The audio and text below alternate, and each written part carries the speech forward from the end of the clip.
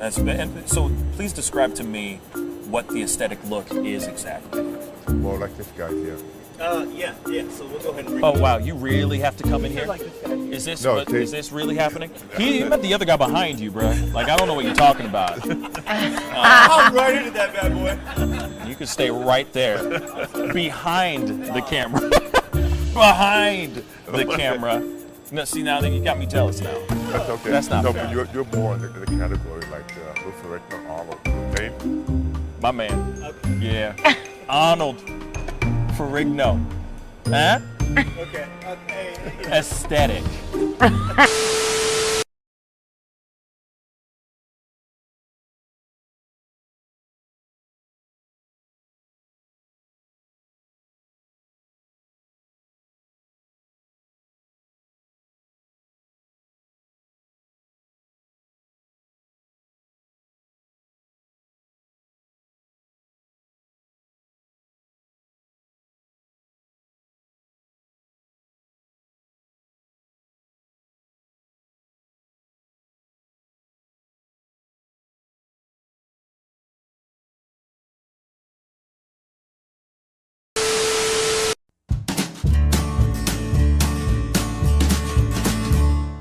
That's great, partner.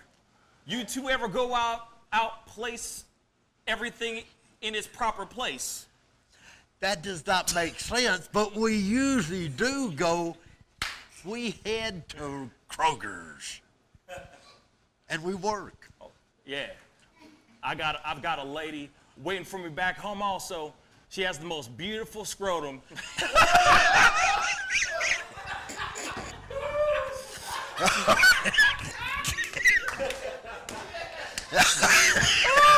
Oh, God! And when she sings, she sounds just like a puppy dog.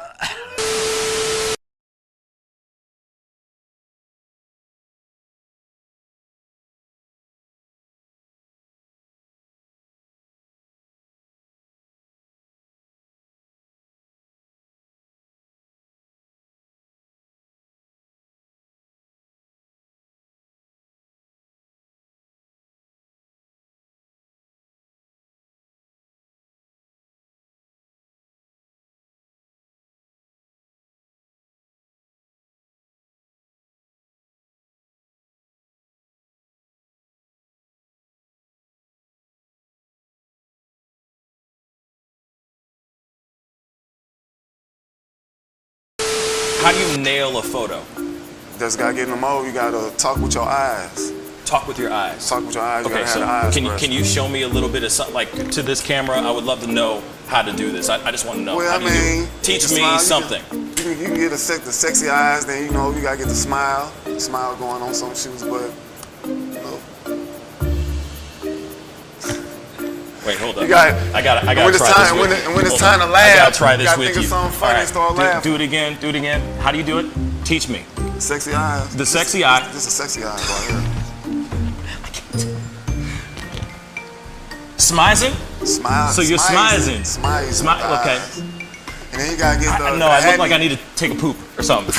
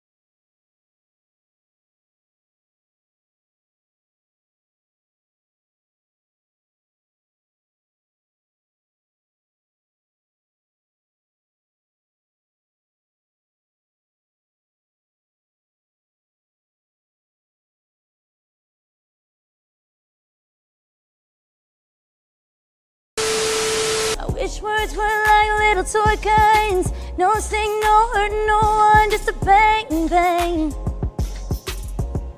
Right? Is that it? Yeah, it's something like that. Just a bang, Toy bang, guns. rolling off your tongue. Toy guns. It's no smoke, no Bang, bang. bullets. Water guns. All right.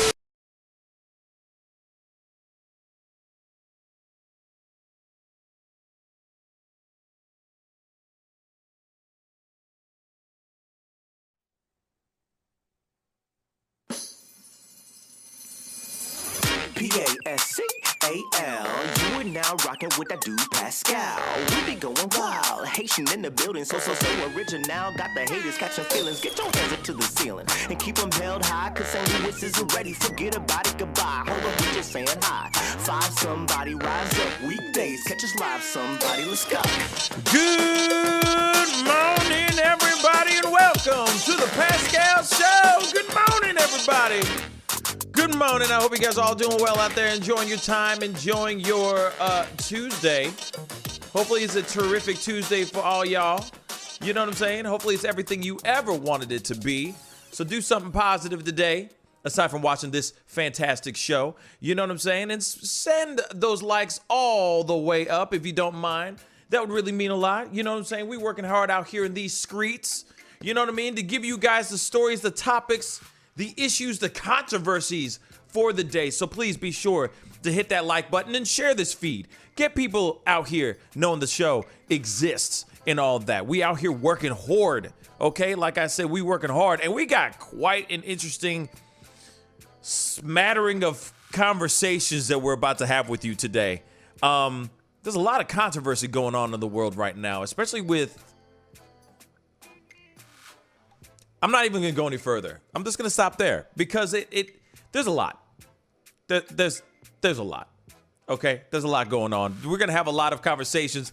We will be opening up the phone lines to have conversations with all y'all because I want to hear from your mouths about all this stuff that's been going down. There's, like I said, there's quite a bit to talk about, and we got a lot of video and a lot of pieces for you guys to check out. But anyway. Hopefully you guys had a wonderful Monday night. Hopefully it was everything you expected it to be. Hopefully you guys woke up fresh, alert, and ready to chop it up with me and the fam. In fact, the fellas are here. What up, y'all? David and T in the house. What's going good? How y'all feeling? T. I'm good. I'm back. Yesterday I had some things to get done in the morning, but I'm back and ready to share some love with the fam here. It's going to be a good day, a good show. So let's do it. Nice. David. Yes, hello to everyone in chat. Yeah, so we got a few interesting topics today. I think it'll be a little different today because we mostly just have, I don't know, we got a theme going on today, I think. So it'll be interesting to see what you people think about it. So I hope you call in later. No doubt. We will be doing a speak on it a little bit later on today because we got quite a conversation that we're about to have. And like I said, it's a very interesting theme. You know what I'm saying? Don't get it twisted. It's not supposed to be anything like we're not trying to put thumbs down towards any community of any sort. I want to make that abundantly clear. But these are very big conversations that we need to have. One involves a influencer that has now gone transracial. Of course, we have the Karen trailer from BET's new movie that's coming out on BET. We got to check that out, of course, and it's sparking quite an outrage. There's a lot of people. It's very this movie's very polarizing for some weird reason. So we're gonna take a look at that. We're gonna have some fun, and then and hopefully laugh. And then of course we got a viral video that's going crazy right now, and we got to talk about it to find out whether or not this is considered transphobic or no. You know what I'm saying? Real quick, Red Sings the Blues. Can't wait to interview you, Pascal. Got to confirm the date. We'll support y'all, you all the way. Red Sings the Blues, thank you so much for the $5 super chat, and I will be back with you on that date. All right. There's a few things that I'm still trying to figure out, but I will get back to you on that particular date for the interview, okay? So anyway, but thank you again for the $5 super chat. So, Yes, so there's a lot that is going on today. So like I said, please share with your people, share with your family, share with all them mother lovers that you call your best friends, okay? Or family, you know, friends and family, okay? Please go ahead and share, let people know that we are live right now. Now, the other thing is really quick, I just saw somebody say that they didn't get a notification. And the thing is that I want to say real quick, please go hit that notification button, like hit it twice. You know what I mean? Turn off the notifications and turn them back on so that anytime I post, you get a notification. For some odd reason, sometimes the tubes likes to be a little slow on that kind of thing. So I highly recommend just every once in a while, you know, redo it, you know, turn off the notifications and then turn them back on. Okay, so thank you to everyone who's constantly giving me those updates. You know what I mean? I do really appreciate it. Okay, so anyway, of course we got to go into our first story of the day. You know, and this is a very interesting one. You're seeing it right there on our headlines and everything. There has been a British influencer by the name of Ollie London that has officially gone transracial. He has done 18 surgeries.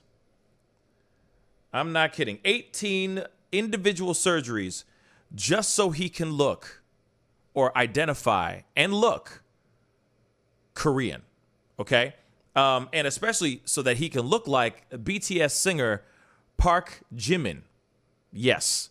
So, a British social media influencer has had 18 plastic surgery procedures to look like a member of the famous K-pop band BTS.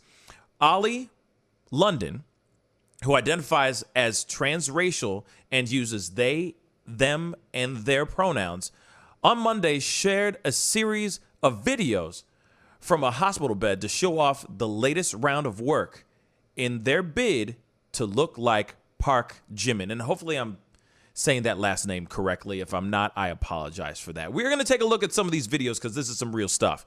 This is not a joke. This is a true story. Okay, so let's take a look at this real quick. London has previously been criticized for having undergone extensive surgery to resemble the star, with many viewing this as an example of cultural appropriation. But it hasn't stopped him from going under the knife again to look like Park Jimin. He said they said, this is where they messed up.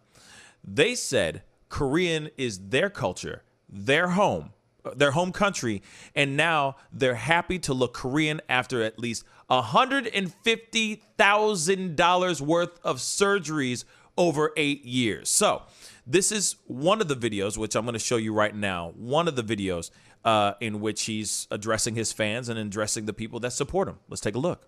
안녕하세요. 저는 지민입니다. Hey guys, I'm finally Korean. I've transitioned. I'm so happy I've completed my look. I'm finally Korean, guys. I have the eyes. Just had a brow lift as well. So I'm so happy. Finally, I've been trapped in the wrong body for 8 years. And that's the worst feeling in the world, when you're trapped and you don't feel like you can be yourself. But finally, I'm Korean. I can be myself. And I'm so happy. Okay, that's video number one, okay? That is video number one. Now, he has said, or they have said, they said, I've been trapped in the wrong body, but I'm fine. But finally, I'm Korean. I can be myself, and I'm so happy. So I know that there's going to be a lot of people feeling some type of way about this particular situation, okay? Now, this is another video I wanted to show you guys. This is like after the surgery. You know, he's laid up in his bed. He's obviously, it looks like he's probably back home now. He's not in the hospital bed or anything. But now it's like this is after maybe a few days or a day or two of the final surgery where he can be fully 100% Korean. Let's take a look at this one. Anyone online as British, because I identify as Korean. That's just my culture. That's my home country. That's exactly how I look now.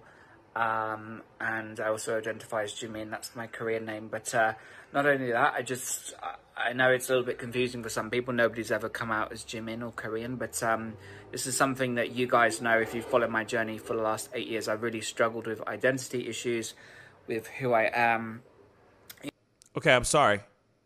So you know what? I'm gonna let it run, and I'm gonna roll it back. Sorry. Or anyone online as British. Well, I guess it's over now. Okay, so we're gonna roll it back one more time because here it is. Oh no, Rodney. He is actually British, so he has a British accent. Okay. I don't think he's putting on an accent like a Korean accent of any sort. I think he is British, so he's speaking as, or they are speaking as themselves. But I got to run this one more time, okay? One more time. Just listen to what he's saying. Or anyone online as British, because I identify as Korean. That's just my culture. That's my home country. That's exactly how I look now. Okay, first off, that's wrong, because his home country is not Korea. Wherever he was born from is his actual home country. It would make no sense for me to say that my home country is Japan if I wasn't born there. Just saying, if my native bloodline didn't go out to Japan, it would make no sense for me to say that Japan is my native country. That does not make any sense at all. But let's continue. And I also identify as Jimin. That's my Korean name. But now he says he identifies as Jimin. That's his Korean name. Now he wanted to look like somebody, and he used Park Jamin's last name as his first name, if I'm correct. Okay, if I'm understanding this correctly, he's identified, like, his name is now Jimin. He has done 18 surgeries to look like a particular person, not to look like, oh, I want to look like myself, but I want to be my own version, or, I want to identify as Korean.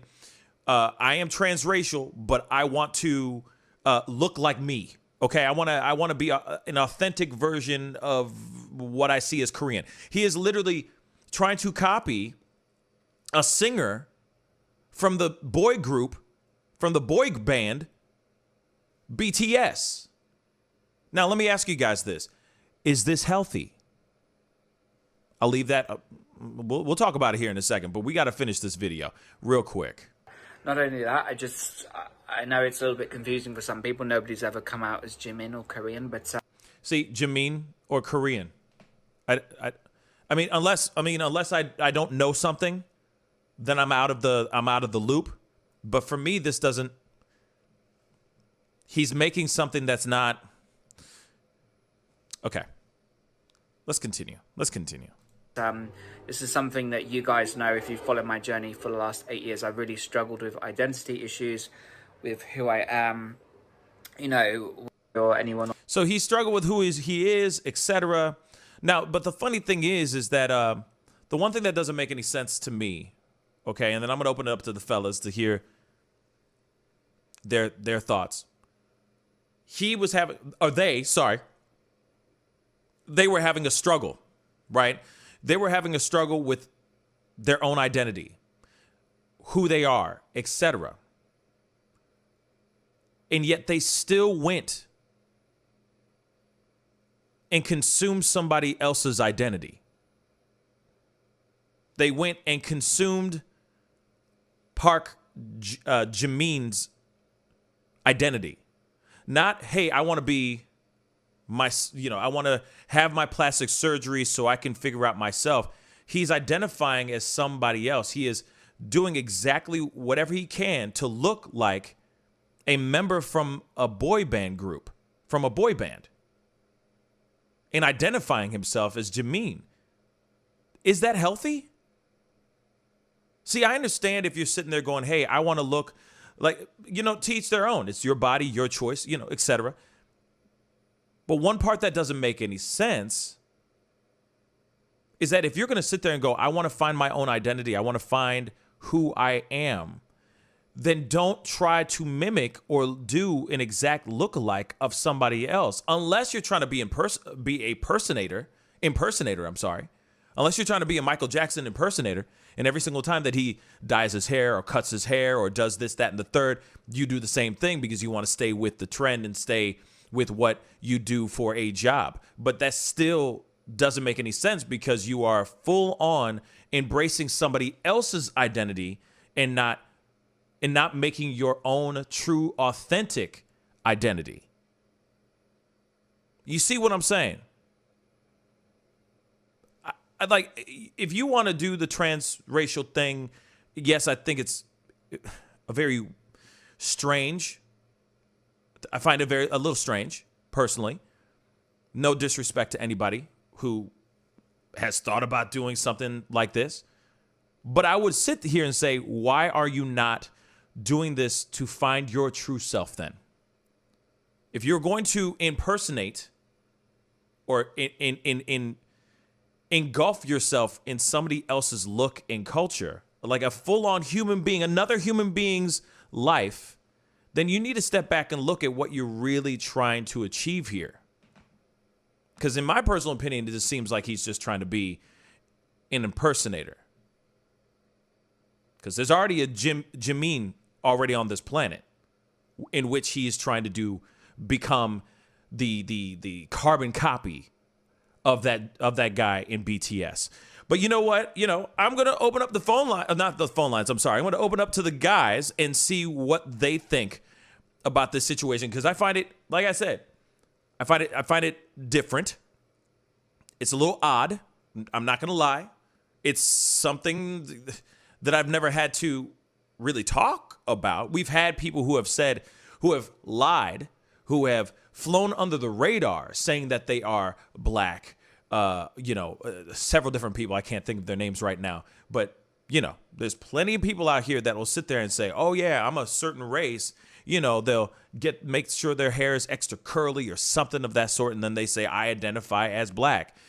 But this one is new, where somebody went under the knife 18 separate times, spent over $150,000 to make sure they could look as close as possible to Korean and a pop star.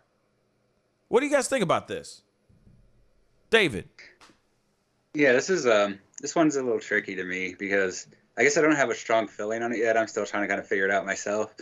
But I guess transracial is a little different from other things, but I've seen people argue this, and I've wondered myself, what is it that makes, say, being transgender okay, but transracial is not, and what makes them different, and why is one okay and not the other? I guess that's kind of my thoughts. I don't really have an answer, though, as far as that goes. T?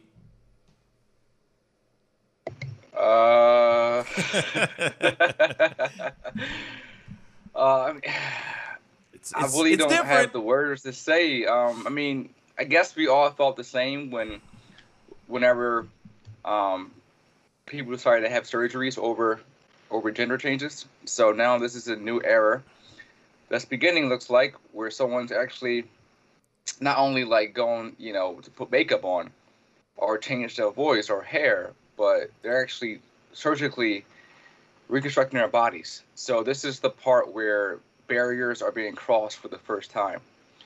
And once you cross that barrier, it's almost like going back, and you are deciding to permanently change who you were born as. And for me, in my perspective, the same thing goes with transgenders. I believe it goes back to the psychology of the person. It goes back to what's deep in their mind, what's going on within themselves. And probably only a therapist or a psychologist can actually understand really deeply what's going on, to the point where you want to actually change who you were born as to fit into something totally different than what you already are. And is it offensive? That's up to the Korean and Asian population to decide. I don't have any gripes about it personally, because it doesn't really affect me. But as a human, it may bother me as okay, what limits are we are we going to stretch? You know, how far can we go? Are we going to next change ourselves to be part animals? Can I have some deer hooves put on my body? I don't. How far can we go? If we allow ourselves to change our gender and our race, then what's next? So maybe next 50 years or so, we're going to be half animal. You know, so I don't know. Real life sweet tooth. Speaking of Netflix shows, speaking of hooves and antlers and stuff. Now here's the thing though. Let's just say this. Let's just say this, like, because you got to put into consideration a few things, because obviously we have transgender, right? There are many people that identify as trans woman or trans man. I'm sorry. And we as a society have embraced that, right? And honestly, if you really think about it, you know, that has been something that has been around forever, right? This transracial thing is kind of it's kind of a new thing. I've never heard of it before. I've heard of someone trying to fake the funk, like what's her name? It was like Rachel something. Rachel Dole. Rachel Dolezal. Dolezal, who full on, Rachel Dolezal, who full on, was sitting there saying, Dolezal, there it is. S. Mount just said it. You know, she was an African American Studies professor. She was part of the NAACP chapter president. I mean, she full on, and she's white, okay? But I wouldn't sit here and say that she was. I mean, would she be considered transracial? It's not permanent. Her changes were just cosmetic. So no, but she tried to fake the funk, I would say. I mean, she straight up faked the funk all day long. You know what I mean? But at the same time, when it comes to something that, see, this is the hairy area. This is where we start going into the gray, right? It's not so black and white. We start walking right into the gray area, which is, well, that person who happens to be white, right, was born white. Then suddenly, because they are watching something and that triggers something in their minds or makes them feel some type of way, they suddenly want to undergo multiple surgeries so that they can look as Korean as possible or as Park Jimin as possible, right? And that is, we consider that, like, as we're talking about it right now, we're going, this is insane. That's strange. That's crazy. What the heck? He wants to do what? But then you can click and drag this over to somebody who is trying to transition from male to female. So in a way, it's kind of like, all right, if we are embracing, right, if we are embracing this one side, should we embrace this other side? You know what? We gonna do it. We're gonna do this. I'm opening up the phone lines. I want to hear your thoughts. I want to hear your thoughts on this. We're opening up the phone lines quite a bit today, so I'm just letting y'all know. I want to hear your thoughts on this because I am trying to figure this out for myself, and I want to hear other people. Because the thing is if we can sit here and say that a man can sit here and transition into a woman, and that is socially acceptable, shouldn't this fall in the same category? Because I mean, let's be real. You are being born into the world as a sex or a particular race, and if you can do a nip tuck here and there, a little snip here and there, shouldn't that be acceptable or no? Give me a call, 314-766-4581. We got our phone call. First phone call of the day. There. Hello, you're on the mic with the Pascal Show. What's your name? Where are you calling from? Oh, my name is Charles. I've been listening to your show for a little bit. Thank you. And Yeah, I'm a brother from Wyoming, but anyway, about this transracial thing, it seems like they want the benefit without the struggle. You know, as a black man, I was offended about Rachel Dolezal because she didn't go through what my people went through, what my parents went through, what my pops went through. Mm-hmm. She didn't go through what I went through. You know, I'm only 42 years old, and I'm the first generation out of segregated schools. You know, or the struggle is real and it's hard, and it's like they want to take the superficial aesthetic of the race without doing anything for the people. Does that make any sense? Absolutely. That makes total sense. That makes absolute 110% sense.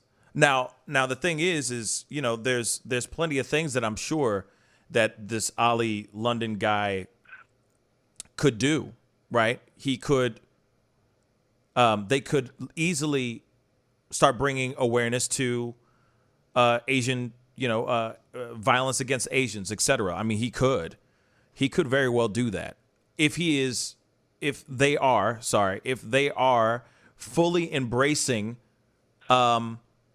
the culture, right? But me and you can do that without appropriation. That is very true. You know, it's you know, it's not like he's going deep into the culture. He sees the K-pop thing, that superficial exterior part of the culture, and he's, like I said, it's just skin deep window dressing. Yeah.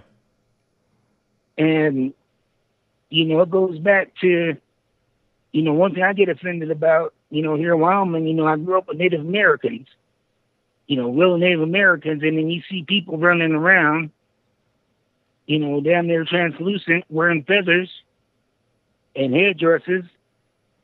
And it's like, you know, they got a grandmother that's 1/8 something or other. Uh-huh. And they ain't never met a real Native American. You know, it's the same story over and over and over again. I don't. No, I'm not with it. Okay. Well, hey, my brother, thank you so much for the phone call. I really do appreciate it. All right. I appreciate it, man. I enjoy what you're doing. Thank you. And thank you. All right, man. You stay blessed. Peace. Right. Well, hey, my brother, thank you so much for the phone call. Yeah, I mean, you know, he dropped a bomb right there. You know, it's like, you know, and somebody else said it. I think Kiki at 5 said something like, you know, something like, you know, like they're not getting the whole thing. They're not experiencing the struggle. They're not experiencing what it is to be Korean or black or anything of that sort. We got a phone call.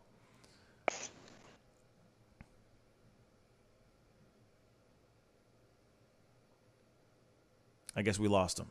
Okay. But go ahead, David. Go ahead. Yeah, I was thinking. So he says, I mean, I agree with him what he's saying about being transracial or whatever. So, I mean, I'm still on the point of like, how is this different from like, I guess, being transsexual? Because I think it's really easy to claim the same thing, that women have a much more vulnerable position in our society, and have had to deal with that as they've grown up. Mm-hmm. It's just the kind of situation women have to deal with. There's a lot of things they have to worry about that men never really do. And I guess I think that would apply to that as well. I don't know. Yeah. T, thoughts on what he said too? He's right. I mean, he was pretty much pointing it out there that everybody wants to partake in another culture as far as maybe appearance or benefits or perks, but they don't want to stay in that situation, you know, to deal with the opposite side of it as well. Right. You know, it's almost like somebody like who wants to like, I want to be rich, but I don't want to pay too much taxes. You know, whatever it may be, like you don't want to get both sides of the coin. Yeah. So. Okay, we got a phone call. Hold on one second.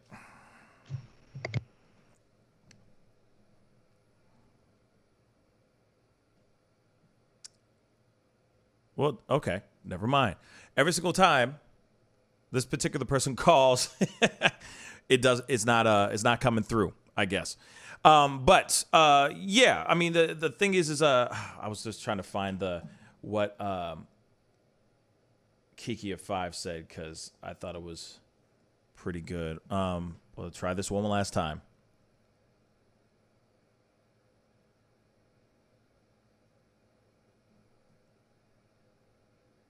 It's not allowing me to, for some odd reason, pick up this this call. Hold on.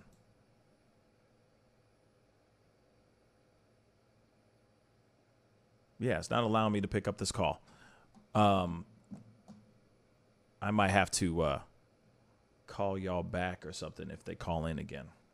Okay, everyone should think that they are not just a snack, but the whole damn meal. I think that, I think that it's something where people need to realize that, okay, like what he said, like what they said, like what our recent caller just said. It's like, okay, you want all the benefits, but you don't want to be there for the hard times. You want all the good times, but you don't want the hard times. You don't know what it's like to grow up through that and all that. I'm gonna have to call you guys back. I'm gonna try to get this. Give me 2 seconds. All right. All right. Hey, you're on the mic with the Pascal Show. What's your name and where are you calling from? Oh, Frank from North Carolina. Hey, Frank from North Carolina. What's up, man? Ain't you a little concerned that the Democratic Party is going to be angry at you for doing videos like this? Anyway, moving on. Oh boy, it's funny. We get this kind of stuff all the damn time. Actually, guys, I'm gonna have to call you guys back. Okay, I'll call you right back. Give me 2 seconds. The thing is what's funny is I don't accept phone calls from anonymous numbers anymore, and that's official right now, just so you know. And Frank, good to see you again. Anyway, let me get these guys back really quick.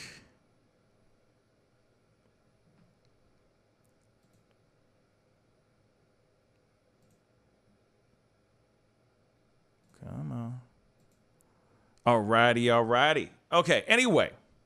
But, the phone lines are still on. So, please, the phone lines are still open, but I am not taking any phone calls that are unlisted or anonymous anymore. All right? So, one more. I got a phone call here. Hey, you're on the mic with the Pascal Show. What's your name and where are you calling from? Hey, Pascal, how you doing? It's Reggie from Orlando, Florida. Reggie, you said? Yes. Reggie, yes, what's from up, Orlando, Florida. What's up, my brother? How you doing? I'm great. How about you? Man, I'm chilling. So what's on your mind? Speak on it. Yeah, I'm really not surprised about the transracial thing. I'm not going to really necessarily say I'm not against it or like fully for it. But one thing I feel about this, though, like if you say, for instance, if you're white or Hispanic or Asian and you want to be black, my thing is you'll have to be prepared for the struggles that we go through with this situation. That's, vice versa with every other race and with every other struggle they go through. Yeah, I mean, I see what you're saying. Like I said before, I think it's I don't know. It's such a tough one. I think it's just me too. I mean, yeah, go ahead. It really is, because me personally, I grew up here in Orlando, and like I grew up in a very, very well diverse neighborhood. So I grew up around a lot of cultures and learned a lot of cultures. Right. And it's like, and it's like never I've thought saying, hey, I'm black, I love rock music, I want to be white, but that's something I like to listen to, and plus like all the other cultures I grew up around, I like to learn about their cultures, and like getting like being around other races, we all talk about different struggles we went through, and that's something I think about. Like, if you want to change your race, you gotta get ready for the struggles that you go through for that. Right. I mean, and it's interesting because you look at somebody, you look at these situations and you see somebody like, shoot, I mean, you can even say Michael Jackson, to be straight funky. And the thing is like, I don't know. It's such a tough one. You know what I'm saying? Like, hey, and also at the end of the day, I'm like, all right, this guy ain't hurting nobody. He's doing his thing, whatever. Oh, no, yeah, he's that. I mean, because I'm like the type of person, I don't care what a person does as long as it's legal and as long as they're not causing any physical harm to themselves or anyone else. Right. I'm just saying, like, if you want to do that, you got to be prepared for the struggle. Right. I mean, because, like, for example, I love K-pop also, and I'm a big anime fan. But, like, I don't know the struggles that Asians go through. Mm-hmm. Like, as a black male, I only know the struggles we go through. Yeah, it's just like I said, I'm having a hard time wrapping my mind around this whole situation personally. But then at the same time, because I'm a thinker, right? And because we are all intelligent human beings here, we all sit here and go, well, wait a second. Okay, if it's okay over here, then shouldn't it be okay over here? Like I said, not never would I ever turn to somebody and give them the thumbs up if they said, yeah, like say I had a white friend that said they wanted to go and get surgery to look more black. I would be the first person on this planet to turn to them and go, hell to no, you ain't doing that. You ain't doing that. Like, but that's me. Right. But then does that come off as like is that transphobic? Is that suddenly transphobic if you're sitting there going, bruh, no? You know what I'm saying? Yeah, it is kind of like it's kind of like difficult to put our thoughts on and our heads around it. See what I'm saying? Like, and it's tough. And then there's, Conservative Republic just now said there's no such. I guess he was trying to say there's no such thing as transracial. It's simple. This person is living a lie, right? But you could say the same thing. Like you could say there's no such thing as transgender. This person's living a lie. You see what I'm saying? You just take out racial and put gender in there, and it's the same sentence, basically, if you really look at it, right? Yeah, that's what it kind of sounds like, because I'm a big supporter of the LGBTQ community, and Same I here. support trans people. And so, yeah, like when I found out about the transracial thing, I was like, wow, we going in there now? Yeah. I mean, but then again, I see it as this, though, like, like, you could change your skin color, but you can't really change your race, though, because skin color and race are two different things. But, I mean, like I grew up around all, like I said, around other races, and, like, I knew some Hispanics that were white, I knew some Hispanics that were black, I knew some Hispanics that were tan. So. Right. And same here, right?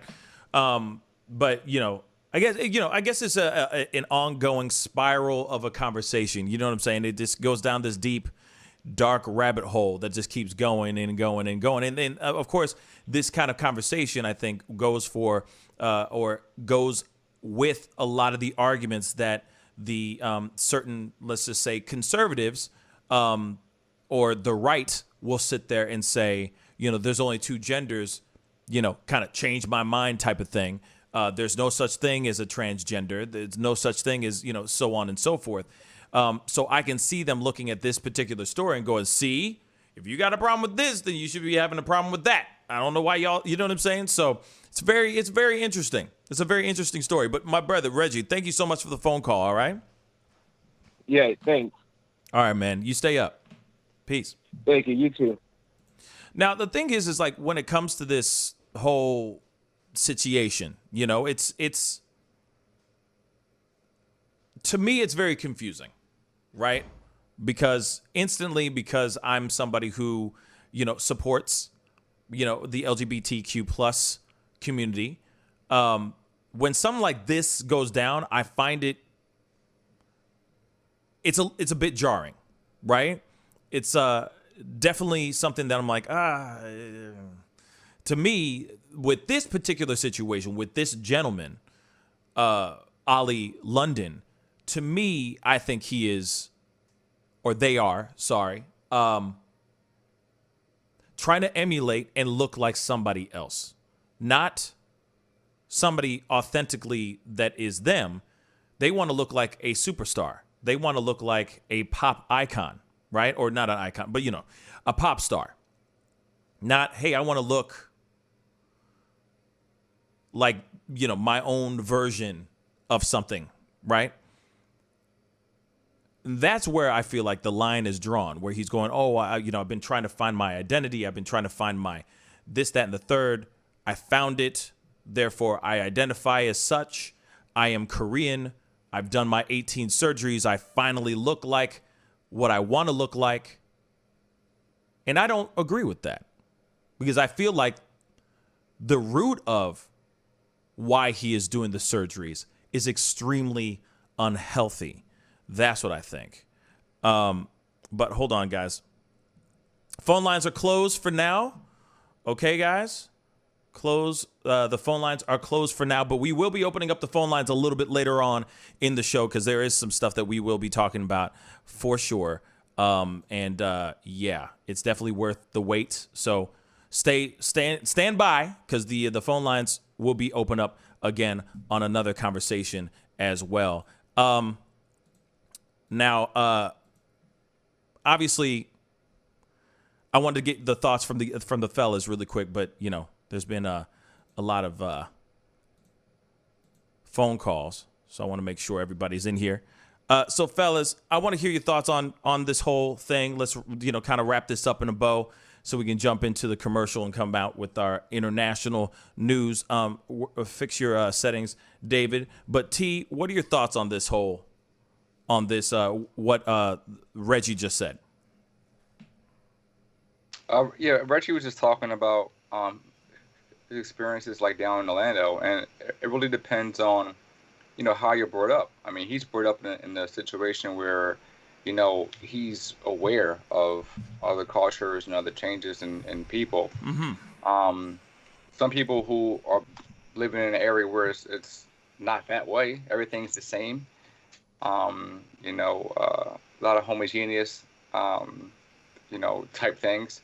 Then you won't have an open mind towards the things that are happening right now. You will consider it really, you know, far left or very liberal. So it really depends on your perspective and how much you're interested in learning about other people who are not like you. And I think that the biggest thing out of all of this is it's okay to not agree with something, but it's not okay to have hate towards it. So I think that the clear line is, you know, are you constructing hate towards others because they're different, or are you just disagreeing with it? That's something we have to consider going forward. Is how are we going to interact with people in the future who are different than us? Are we going to just say, hey, I mean, do you? Or are we going to say, you know, burn it all down? And that's right. The big difference there.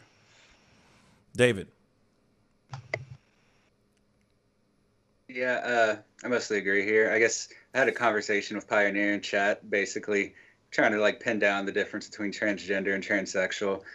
And so I guess I kind of see this. I mentioned transgender before. I guess what I really meant was transsexual to compare this to.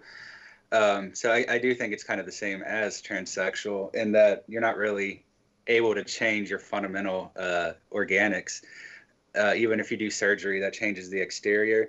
So I guess like transracial does fall under the same thing as transsexual, which is a surgery operation to change how you appear, to modify to your identity.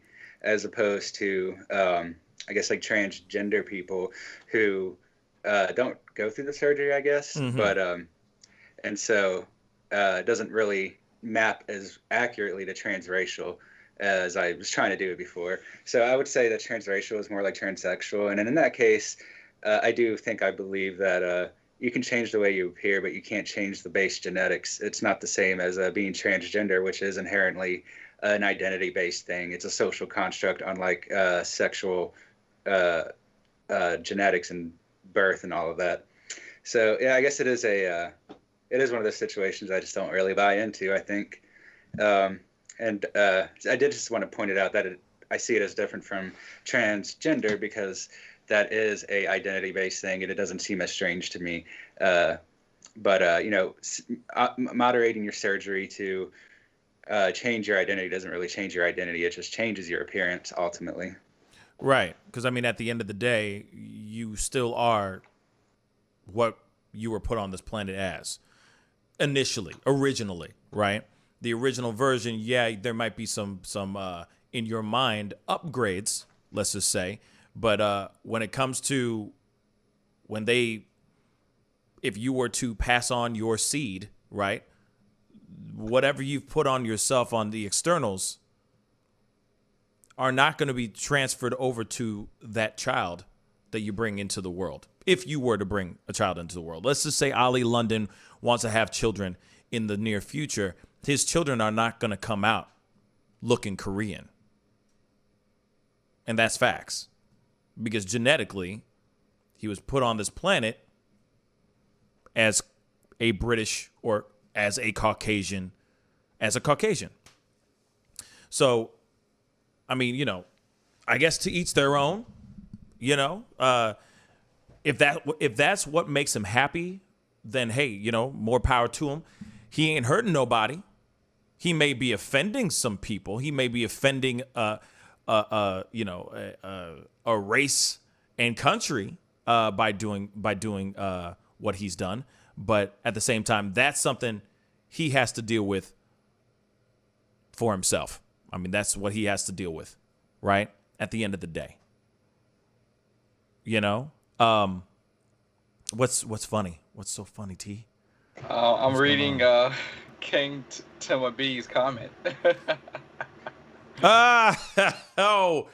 Then yes, that's right. If unless he squeeze into then yes. Obviously, if he's only going after Korean women, yes, then the child will have Korean, will be half Korean for sure. You know what I'm saying? But yeah, like I said, I mean, to me, it's like, all right, I know that people are going to feel some type of way about this. And it's gonna cause some issues, obviously, but it also opens up the scope of the trans community in general. And I know that we've talked about this before. T said, hey, if it goes down this way, then what else could happen? What else could span from this awning, which is the trans community, right? We're just gonna have to see what is considered acceptable as time goes on, right? To me, though, when it comes to this particular gentleman, when it comes to Ali London, I do feel that he is not trying to find his own culture. He's trying to mimic somebody else. He's trying to mimic another human being, right? When somebody goes and says, "Hey, I am transgender," I am, instead of Sean, I am, Sarah or something like that. They are not going, "Hey, I'm trying to look like Dua Lipa," or something like that. I'm doing all the surgeries so I can look exactly like Dua Lipa, and then I'm calling myself Lipa, and I'm identifying as a woman. That I feel like there's a difference there. You know what I'm saying? I feel like that there's a huge difference there. When somebody goes, "Hey, I want to be, I am identifying myself as woman," then they are their true, authentic self of transgender woman, not, hey, I'm trying to emulate all these pop stars and stuff. I feel like there's a huge difference between both situations here. And I think that if things were different, this would be, I think that this would be more equally embraced. I feel like it would be equally embraced than any other, like any other situation. But because he is trying to emulate somebody else, that is wrong. I feel like it's off. But that's just my personal opinion. Okay, but we got to jump into we got to jump into a quick commercial break. But when we come back, we got our world news and we got to check out this trailer. Have you guys seen this new BET movie trailer called Karen? We about to watch some of it right here on the Pascal Show. We'll be right back. Man, people are pissed about this movie. We'll be right back. This is the Pascal Show. Bye. Homeowners and property managers, if you're looking for effective and humane ways to remove wild animals and deal with the damage that they have caused, we have good news for you. Introducing Wildlife Command Center, a professional nuisance wildlife management company specializing in providing animal removal for residential, industrial, and commercial clients. We are the only wildlife company that checks 70 different areas on a structure to determine the answers to the following questions. Exactly which animal are we dealing with? How is the animal getting inside the home? What kind of damage is the animal doing to the structure? Once we get the answer to all of these questions, we develop and write up an action plan to resolve the animal issue completely and provide a quote to implement that action plan. We perform a very in-depth 70-point wildlife inspection. From visually inspecting the highest point, the chimney, to physically crawling inside the attic space and looking for animals, chewed wires, fecal matter, chewed structural wood. We inspect everything. Our inspection process covers all of the following 70 points: animal-proof chimney cap, roof ridge vents, roof to soffit junctions, dormer fascia, attic gable vents, gutter lines, fascia trim, garage door, utility penetrations, water, gas, electric, and cable, bathroom vents, attic roof ridge vents, attic electrical, wiring, junctions, boxes, and lighting, concrete decks, additions, wooden crawl spaces, basement plumbing, penetrations, ceiling, floor, and wall. Wildlife Command Center's mission is to deliver the finest quality wildlife removal and pest control service that is safe for the environment. For more information, call us now.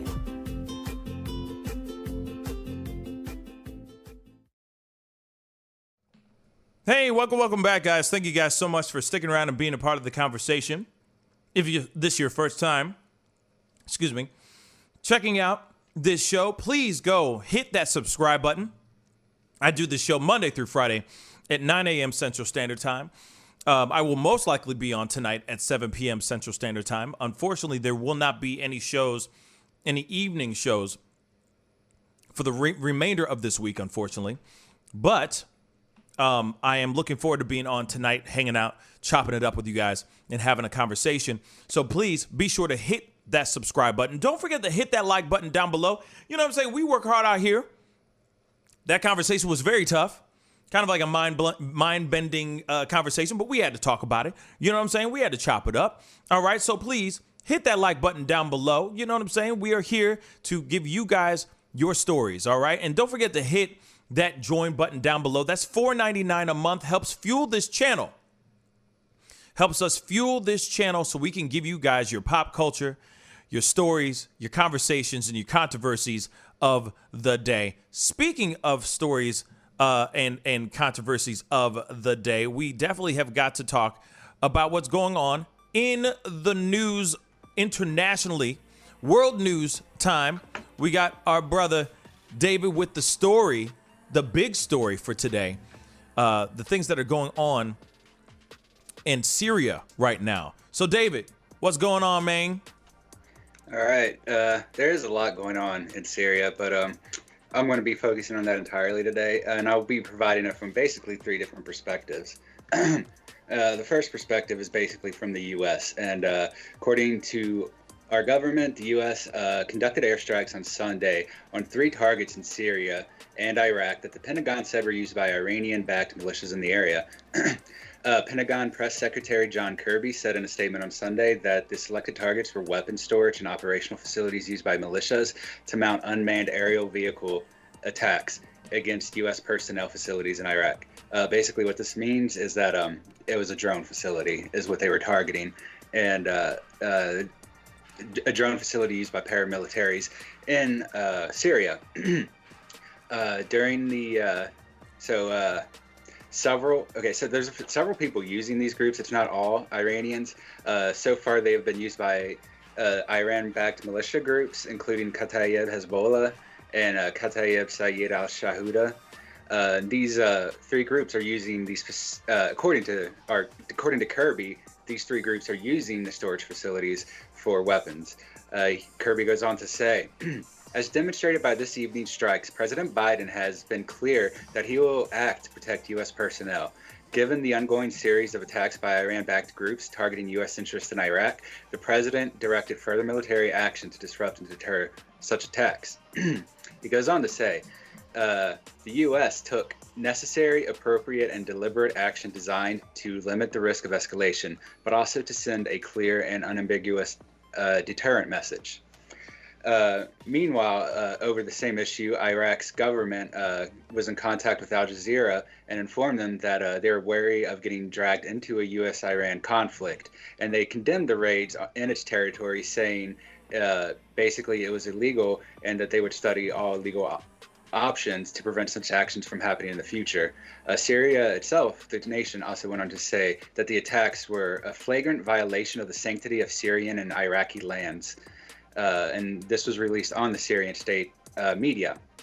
So Iraqi groups who are armed and allied with Iran named 4 different groups that suffered losses in the region. I mentioned pretty much all of them, and an unnamed Iraqi group also lost individuals on the attack.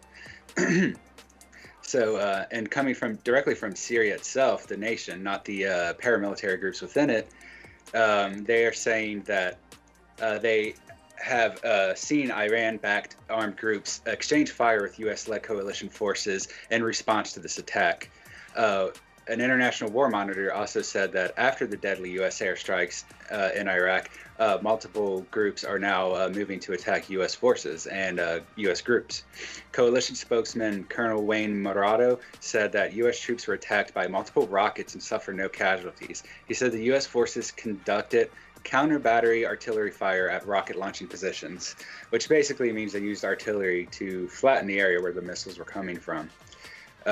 So from Iraq's perspective, they are saying that thousands of members of their own Hashid al-Shabi group, paramilitary group, gathered in Baghdad on Tuesday to mourn comrades killed by Americans during the airstrike. So the raids early on sparked an exchange of fire between pro-Iranian militias and the United States-led coalition in eastern Syria, and now they are also facing attacks from Syrian groups as well. So Iran is concerned because of basically over the nuclear deal that we've mentioned before, and there has been assassinations within Iran to kind of stop this. Mostly by U.S. did one of the strikes, but most of the rest of the attacks have been by Mossad, which is the special. It's kind of like the CIA or MI6 of that area. The population has responded by gathering at Freedom Square near the capital's high-security green zone, chanting "Death to America" and "Vengeance for the Martyrs." Security forces were deployed in large numbers, sailing off the green zone after a string of the recent attacks that I just mentioned. Ahmad al-Maskisi, who is a commander with Sayyid al-Shahuda militia, said that they would have open war with U.S. troops and that it was time for the Americans to leave. He goes on to say, since the parliament passed a resolution, the presence of foreign troops in the country is unlawful. They are here since 2014, and they did nothing to the Iraqis but destruction. So as you can see, pretty much every nation has its own kind of view on this. But even though Iraq, Iran, and Syria are not necessarily friendly with each other, they are all pretty much unified in their response that the U.S. should not have done this attack. However, the U.S. Under Jack Kirby is still saying that it was necessary and appropriate because they believed that there would be escalation if they did not strike those targets. However, we are seeing that after they struck those targets, it led directly to severe escalation, including multiple attacks across multiple nations, including missile strikes, small arms attacks, and violent protests within Baghdad and parts of Syria. And also supposedly in Tehran. I haven't read much into the protests in Tehran, so I don't know if they were as violent as the ones in Iraq and Syria, but those were pretty violent. So right now it looks kind of like our plan, the U.S.'s plan to mitigate the threats, kind of did the opposite, because now they're all allied and saying that they should all attack the U.S. and declare open war. So it seems to have had the opposite effect of what we wanted in this case, assuming that what was his first name? John Kirby. Assuming that John Kirby is even being honest in his reasoning on why we made the attacks, it's quite possible that we did not actually make the attacks to limit risk of escalation, but for some other intelligence-based target that they won't reveal to us. But however, it does seem to have failed based on the stated plan. That's what's up. That is what's up. And that's what's going on in the world, or that's what's going on in Syria right now. That's some crazy stuff. That it makes you wonder, like, why we're already sticking our nose out there already. You know what I'm saying? As much as we sit here and I don't think anybody's ready for war. You know what I'm saying? I don't think we want to be in war, personally. As an American people, I don't think we want to be in war right now. So, hopefully, we're obviously going to we're going to keep an eye on what's going on and make sure that anything's popping off. We will let you guys know right here on the Pascal Show with what's going on in Syria. And it's getting serious out there. For real. But we got to jump a little bit of a left turn. A little bit of a left turn. T's got this story about this new trailer that just popped off. It's been popping off like crazy. All right, T, come on, man. Come on with it. You're muted, brother. Yes. So last week there was a trailer that was premiered from BET that's gone viral. And there has been some backlash due to the content of the actual trailer, which is to a real movie based off our favorite character, or not, Karen. So if you're not sure what's going on, Karens are typically white females who overextend their will and I guess you could say privilege and authority towards Black people in non-conforming ways.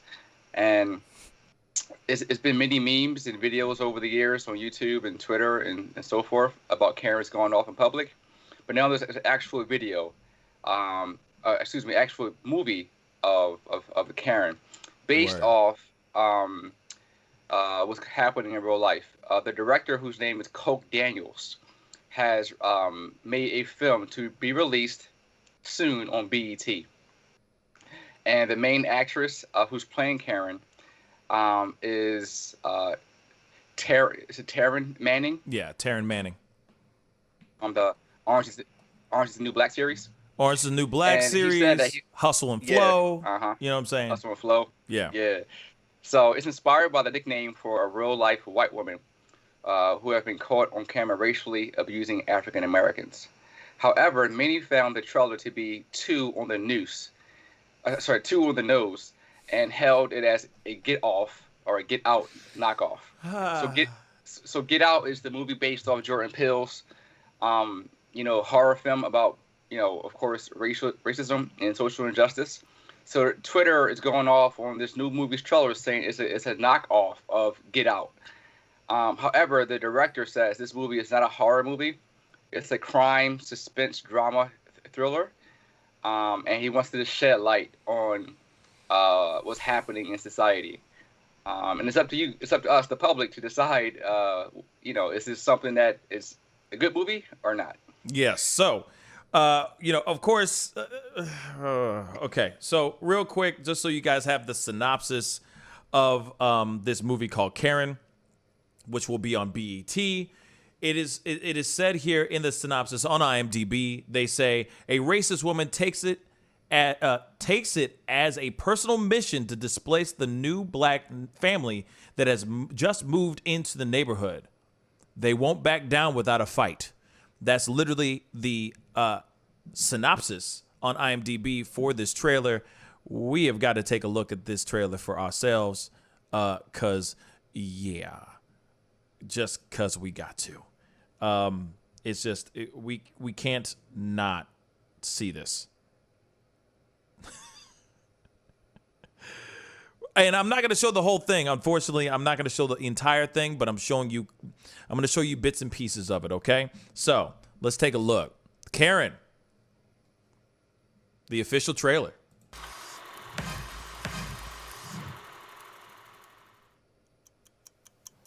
guess this is a long way from East Point. Baby, you just gotta give it a chance.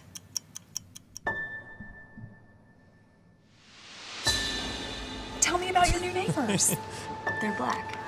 I'm sorry. Okay, I'm sorry. I'm sorry. Can we go back for a second? She full on like embraces the whole hairdo, everything. Like this is as stereotypical as we could get as far as a Karen character for the movie Karen. Okay. Oh my God. Him dead. Okay, let's go. Tell me about your new neighbors. They're black. Do you mind keeping it down? If you don't comply, I'll tell the manager. Somebody's taking home security serious. Hi, I am Karen Drexler. I'm your neighbor. You need to be taking your trash cans off the curb right when the trash is picked up. And her name is Karen. That's funny too. Like they're just, as you said, they're staying straight on the on the noose, as you said, T, on the noose, bruh. Okay, let's go. Is she nice? Yeah, she's nice. Wait a minute. We have a white entitled neighbor named Karen. Karen, okay, enjoy yourself. There she is, slaving away in the kitchen. I've come across her. I'm done. Oh, come on. Oh, is this the Central Park Karen stuff? This has got to be the Central Park Karen stuff. Hold up. Very suspecting teenagers. Suspecting? Can you please hurry up? Please. Central Park Karen. They're very aggressive. Yep. I left my wallet with my ID at home. Leave us alone. We didn't do anything. How the heck did you end up moving to this neighborhood? Next thing you know, we have criminals. You take care of him, and I will take care of her. Would you mind stepping out of the car? My office has uncovered some disturbing information on her and her brother. Wait. So her brother's a cop too? Come on, man. Yeah, make this stuff. It's a trap, man. It's a trap. Come on, man. Oh my God, this is stupid. Oh, I'm about to start crying. Oh God. Okay. I guess we're playing the whole thing. F it. Let's just do it. Oh my God. Black people. We have a search warrant. Well, I'm black. I know, she doesn't like you either. Ay. I want to sell the house. What'd I do? You can't tell me, huh? We are living next door to a racist. You went in her house? You wouldn't want your wife to know our little secret, right? Not standing, please. I already know what's going to happen in this movie. She's going to squawk. She's going to make it seem like he did something, you know, some SA, you know, sexual assault of some sort. You know what I'm saying? Or, you know, make it seem like they, you know what I mean? He went over there to do something, but he ain't smashing. He didn't smash, but she's going to sit there and try to make it seem like they smashed, and she's going to dangle that over his head. So then, you see what I'm saying? Oh, dear God. Dear God. Why are all these movies so predictable? Come on, man. Oh, what do we have here? Of course, he's going to have things planted. Everything looks like nails. You people are... Hold on. I heard a line that was ridiculous. Say that one more time, Popo. Where is it at? There it is. What did he say? See, even my dogs are getting upset in the background. They're like, bruh, come on now. Here, hold on. What did he say? Have here. When you got a hammer, everything looks like nails. When you have a hammer, everything looks like nails. Come on, man. Okay, we're going to continue. We got like 20 seconds left. All right. You people are very angry. Shut your mouth, boy. Bad things happen to people that don't comply. Wow.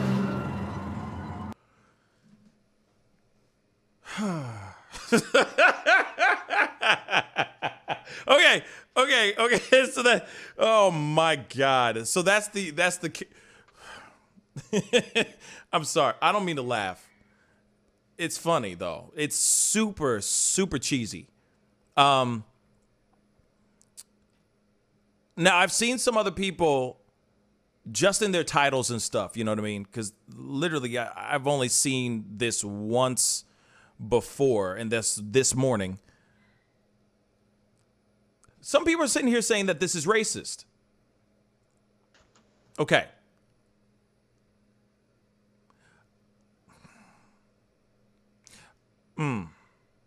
Okay. I don't think that this is racist. And here are my reasons. There are plenty of other movies that revolve around a black neighbor, like a black neighbor moving into a house, and then the person next door or neighbor next door has a huge problem with it. There are other ones where it's a movie with Samuel L. Jackson,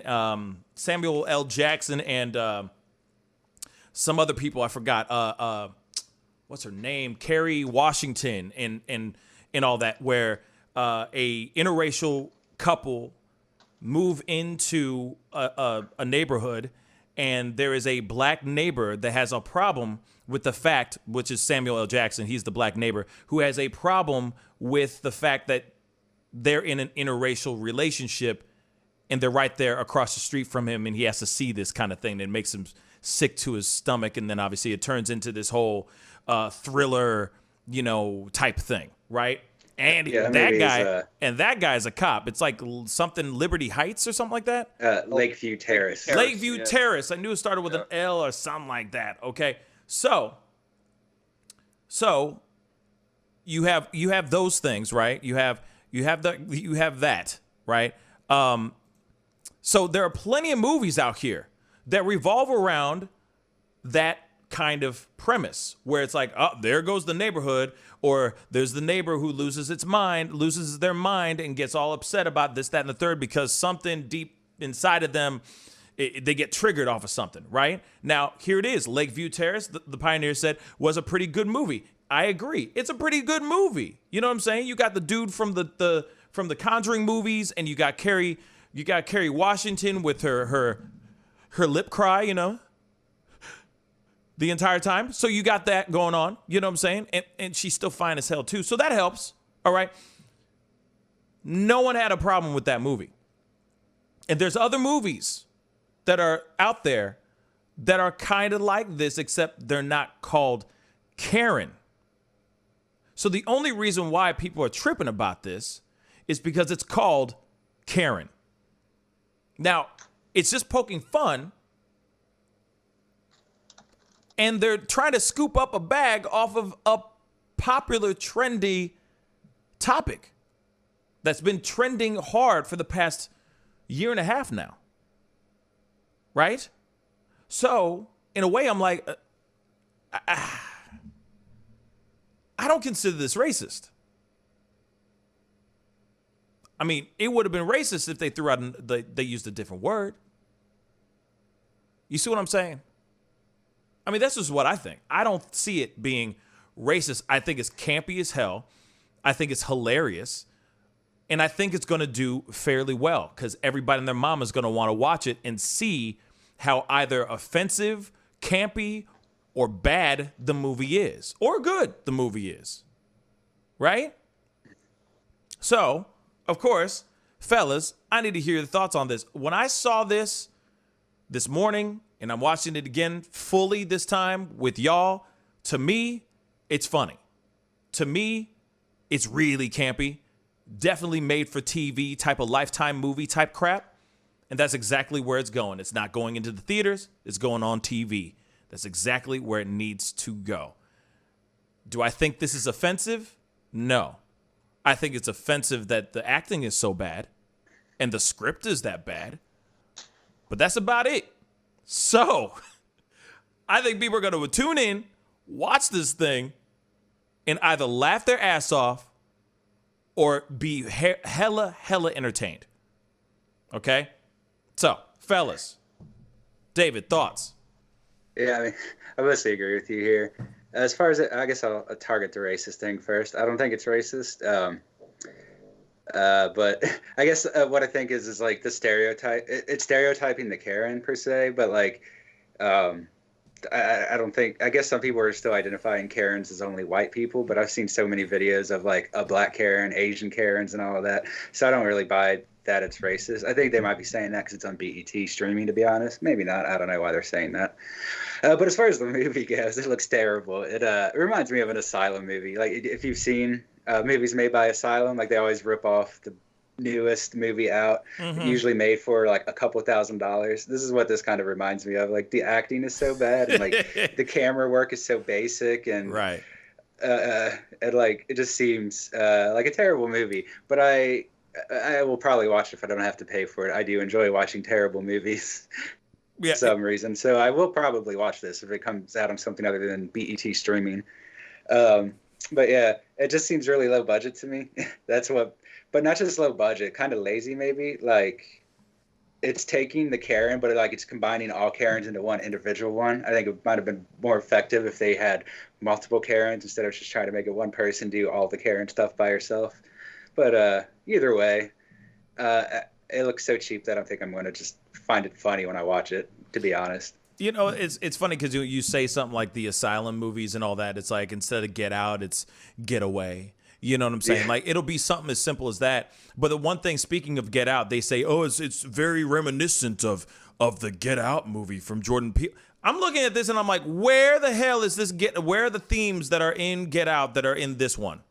Real talk. I don't see anything in this trailer that gives off any vibe of Jordan Peele's masterpiece, in my personal opinion. I know that some people don't like Get Out, but I thought it was a masterpiece. I thought it was an incredibly well done. This one has nothing. Nothing compares. Like nothing compares to that movie with this movie. Nothing. So it's a stretch. It's a full-on stretch, y'all. And that's fine. That's fine if that's what that's how they want to pitch it. Because they want people to go, oh, well, Get Out was a good movie. Oh, yeah, well, if it's kind of like Jordan Peele's Get Out, then I definitely want to watch this movie, Karen. Man, people are going to watch it no matter what just to get entertained and laugh. I have a feeling a lot of people are just going to be laughing because of how campy this movie really is. You know what I'm saying? T, thoughts? Yep. I agree with you. I don't think anything about it reminds you of Get Out. I guess that the house is suburban house. That's about it. I mean, I don't see anything that's similar in retrospect. But what David was saying, I also agree with some points as well. But this movie is like a satire. I mean, it's almost like a parody without the comedy. I mean, it's just them making fun or bringing light to something. In a way where it's making you think about what's going on in society. And yeah, it may not be the best produced film. The budget probably looks cheap. It's going right to television. But it's a good way for us to have some discussions and dialogue you know, and the deeper meaning of the movie, and try to reflect on that, you know, in society and how we treat each other. David made a really funny point about if there was multiple Karens. So maybe there's a sequel. You know, Karen. imagine that. You know, Karen 2. You know Karen what I mean? 2. Yeah. So Karen 2. I want to speak to the manager. You know what I'm saying? It's funny. Chuck Diesel just said Karens just need some good love. That's what he said. Hold up. The people are commenting and the comment just disappeared. Hold on. Damn it. He said Karens just need some good love. Their entire attitude would change. I'm going to start the Diesel Rehabilitation Center for Karens. Yeah, for that D. Because their vitamin D deficiency is going on. That's all you're trying to say. I get it, Chuck. I get it, Chuck. You know what I'm saying? Man. He's like, I could change their lives. Yeah, I could change their lives with that vitamin D. Huh? Anyway, all I got to say is, here it is. When it comes to this movie, yeah, you know what? We could do a watch party, Jasmine. You know what I'm saying? Because here it is. I'm going to watch that movie, and I will tell you if it's good or bad. I'm going to tell you if it's trash. I have no problem telling you if it's trash, because here it is. I got the BET Plus thing. You know what I'm saying? So I have no problem watching this and saying yay or nay. For sure. Yeah. I have no problem. You can do a big watch party in Discord if you wanted to. It's set up pretty well for that. Hell yeah. I'm with it. I am with it.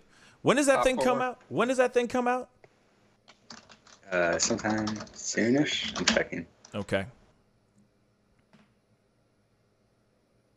Right now, there's no release date, but it's supposed to be coming out this year. That's all they say. Say what? Okay, that's weird. You know what? They might be waiting for Halloween. They might be waiting for the fall, like Halloween time. That could work too. But at the same time, they've been putting this thing out like crazy, like it's gonna drop like next weekend. You know what I'm saying? So we definitely need to. We're gonna have to check it out. You know what I'm saying? And we will watch it, and we will laugh. And I will be probably doing hard eye rolls the entire time, because I'll be like, oh, this is so corny. But hey, it's for entertainment. And here's the thing. Here is the thing. They did something, and it worked. They made other people, other commentators, etc., pull up the video, pull up the trailer, and talk about it. They did exactly what they were supposed to do. So it's a job well done. So now everybody and their mama is going to go, man, I can't wait for that movie to come out, man. I'm going to watch, kind of thing. And even the people who are sitting there going, oh, clutch my pearls, how dare you? You know what I'm saying? They're still going to watch it too, because they want to see how offensive it's going to be. That's it. So job is done. Mission accomplished. You feels me? Mission accomplished. Accomplished. You know what I'm saying. Anyway, be sure to hit that like button down below. Don't forget to hit that like button down below. That would be really appreciated. I would really appreciate it. We got to jump into this next story, though. Okay, and for those of y'all who haven't done it yet, crush that subscribe button. I do the show Monday through Friday, 9 a.m. Central Standard Time. Dag nabbit. So be sure to go and crush that subscribe button. Hit that like button. Get that likes all the way up. I see y'all in the house watching and listening. You know what I'm saying? It takes 2 seconds to walk over and go boop and hit that like button. Let's see the likes go past 50 likes today. That would be extremely appreciated, okay? Now, there's another story. This is also another situation that's going on right now, okay? A little drama for your mama that's going on right now. There is a story coming out from, if I'm correct, this is L.A., Is this L.A.? I think this is in L.A. But there is a woman that has a video that has gone viral, and it's kind of been a very polarizing situation. This woman goes on a, I'm going to put in quotations, a transphobic rant at a spa because there was a trans woman that exposed their genitals, all right, in the spa's locker room. Okay? So, It must be hard not being a real man. This is what this woman has said. Woman goes on transphobic rant over trans woman in spa locker room. So a viral video shows a woman harassing a Los Angeles spa employee and going on an anti-LGBTQ rant after allegedly seeing a transgender woman in the locker room. The video was posted on Reddit and was contentious enough that moderators closed the comments. The incident took place in We Spa, a Los Angeles area facility. Now, the thing is this. I'm obviously, I don't want to play I don't want to read what is being said back and forth because we are going to look at this viral video itself. But apparently, this woman was very upset because there was a transgender woman in the locker room that was walking around stark naked, buck naked, okay? And this transgender woman still had their penis. So the penis was exposed, seen all over. She was very upset about this, all right? So let's see. The spa employee says the woman is transgender, but the transphobic woman doesn't want to hear it. She says, what sexual orientation? She continues to film and talk over the spa employee. Of course, this is what she's saying in the video, which we're going to show you here in a second. A white patron approaches the woman and asks if the person in question is transgender. The person filming says, as a woman, I have a right to feel comfortable without a man exposing himself. The man asks her, the white patron, asks her if the person in question is a transgender person. Another transphobic woman joins the conversation and asks the man what would happen if a person with breasts and a vagina went into the men's section. He said he would not be offended.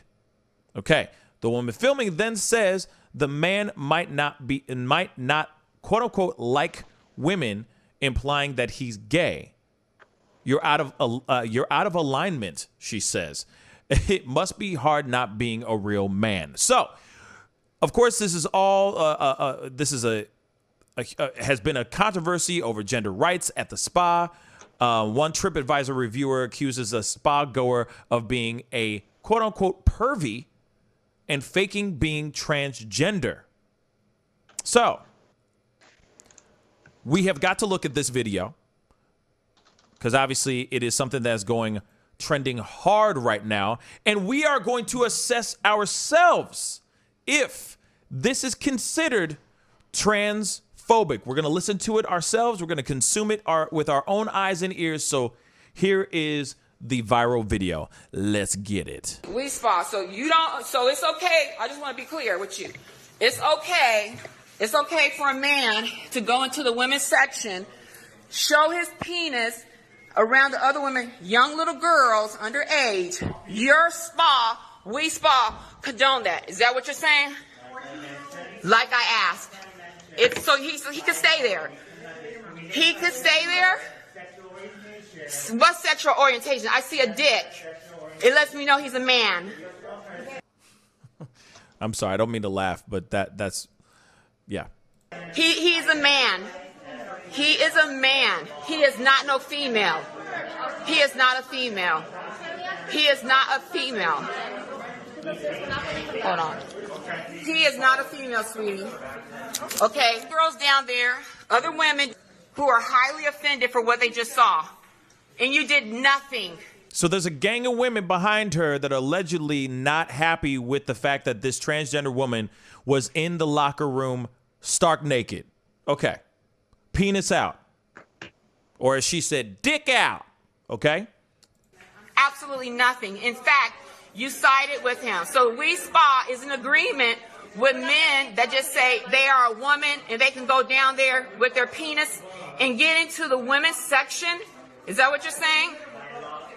What really? What law? What law? So women can go into the men's with their breasts. Okay. And then this should happen, we're not going to come back. Yeah, you shouldn't. Yeah, I wouldn't come back either. Yeah, get your money back. Yeah, everything. You got a man with his penis talking about he's a woman. He ain't no woman. Yeah, give her money back. Are you talking about a transgender person? There's no such thing as transgender. He has a dick. There we go. Okay? He has a penis. His penis is hanging out. Okay, no, I'm not one. Actually, I'm a woman who knows how to stand up and speak up for my right. As a woman, I have a right to feel comfortable without a man exposing himself, okay? No, you go somewhere else. Okay, so that's right. No, he's not a transgender. He has a penis, just like you do. Are you? So I understand. No. Yeah. Okay, it's not okay. It's not okay. Okay, that's traumatizing to see that. I'm a woman. I think this is a place right here, I'm told, only for women. So how dare you sit up here and tell me I don't have a right as a woman to defend? If it's a transgender. I'm telling you, he has a penis, a full and testicles. Okay, and I don't care what it's a man. You got one? You're a man. Okay. And if we went into the men's section with our anatomy, that would be... Well, it would probably, but you might not like women, so it might not, okay? And we don't know, but for me and for a lot of other women, they do not feel comfortable, and it's not okay.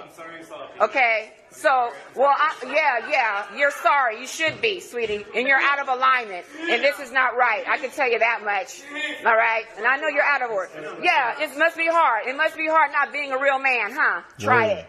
So, like I said, I want every woman get all of their information. She just said that. Damn.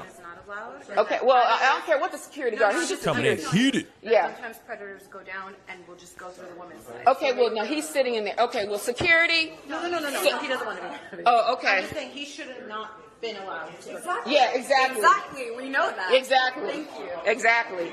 No, so, we knew that. Okay, so that's the video. Okay, we saw it, we heard it, etc. Now, obviously, we got to talk about it. Okay. What she's saying, or her being mad, all right, about this situation, she ain't wrong for being mad. She's wrong for what she's saying, like when she continues and keeps going and throwing out her own specific narrative and how she feels about transgender, etc.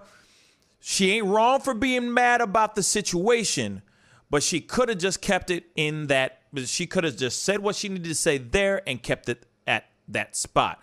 But when she starts going even further and saying, "Oh, how dare you? You know that ain't there is no such thing as transgender, etc." That's when I feel like it's stepping a bit too far. Understandably, let's be real. When I go into a locker room and I'm doing my thing, right, and I'm getting dressed and everything, even and when I'm in a all male bathroom, locker room. I am not showing off my genitals. I'm sorry. I'm not running around walking stark naked, buck naked, not giving a damn, showing off my naughty bits. I just don't do it. I never have, never will. I don't see why any other person would sit there and think that it's okay. Any person, doesn't matter if you're male, female, like naturally born male or female, or transgender male or female, doesn't matter. Does not matter. I do find it a little strange that you are showing everybody, and I understand we all, like, when you're in a full male bathroom, right? We all have the same things, right? Same thing with women. You all have the same equipment. I still don't understand why everyone's walking around stark naked. That's just my personal opinion. Even if you were transgender or naturally born, does not matter.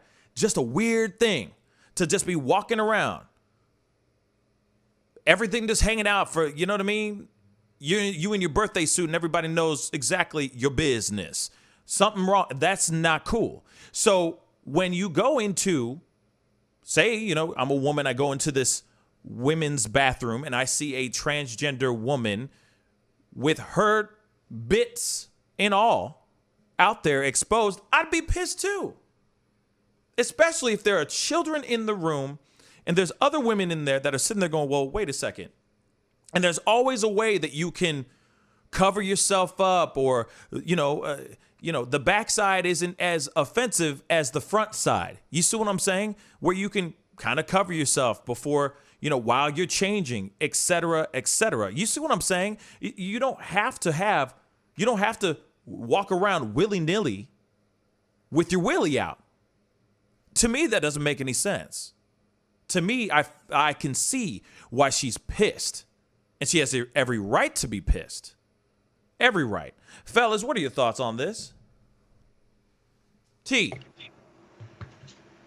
My Johnson is a private thing. You know, I won't go around with my Johnson swinging around in a spa or a men's locker room after a sports game. I mean, it's not something that I never, approved of. I mean, some guys they may do that after they shower after a sports event.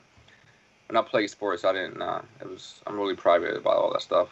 So for someone at a spa to do it, that's much more public than with your teammates. I guess I would say.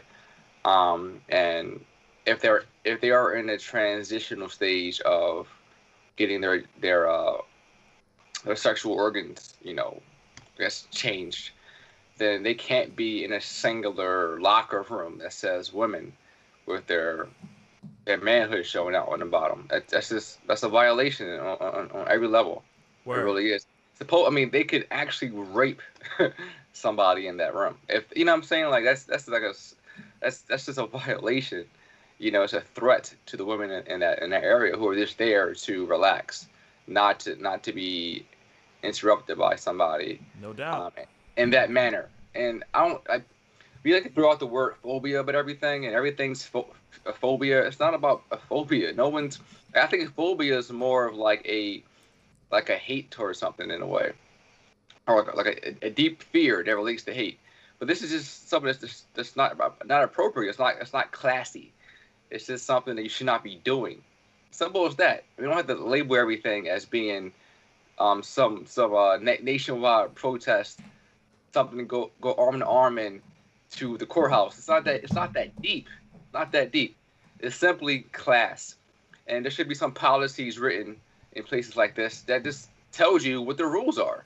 Right. Like anything else. So you have rules. You can't wear, certain attire to certain restaurants or clubs. It's the same thing at the spa. They have a guideline, a clear guideline posted on do's and don'ts. Nothing to do with phobias. Just that. I mean, go ahead, David. Go ahead. Yeah, I was gonna say I mostly agree. Just agree with him here. For instance, like, if it was just all males, I mean, I said this to someone in chat, but basically you would still be covering yourself up because it's kind of rude and gross to be walking around with your dick out just swinging while you're in a shared area. Like, generally you wear a towel to wherever you're going, have some clothes on, and then that's it. If you're changing, you just don't face people. I mean, that's kind of instinctual. Well, at least for me. I guess not for everyone.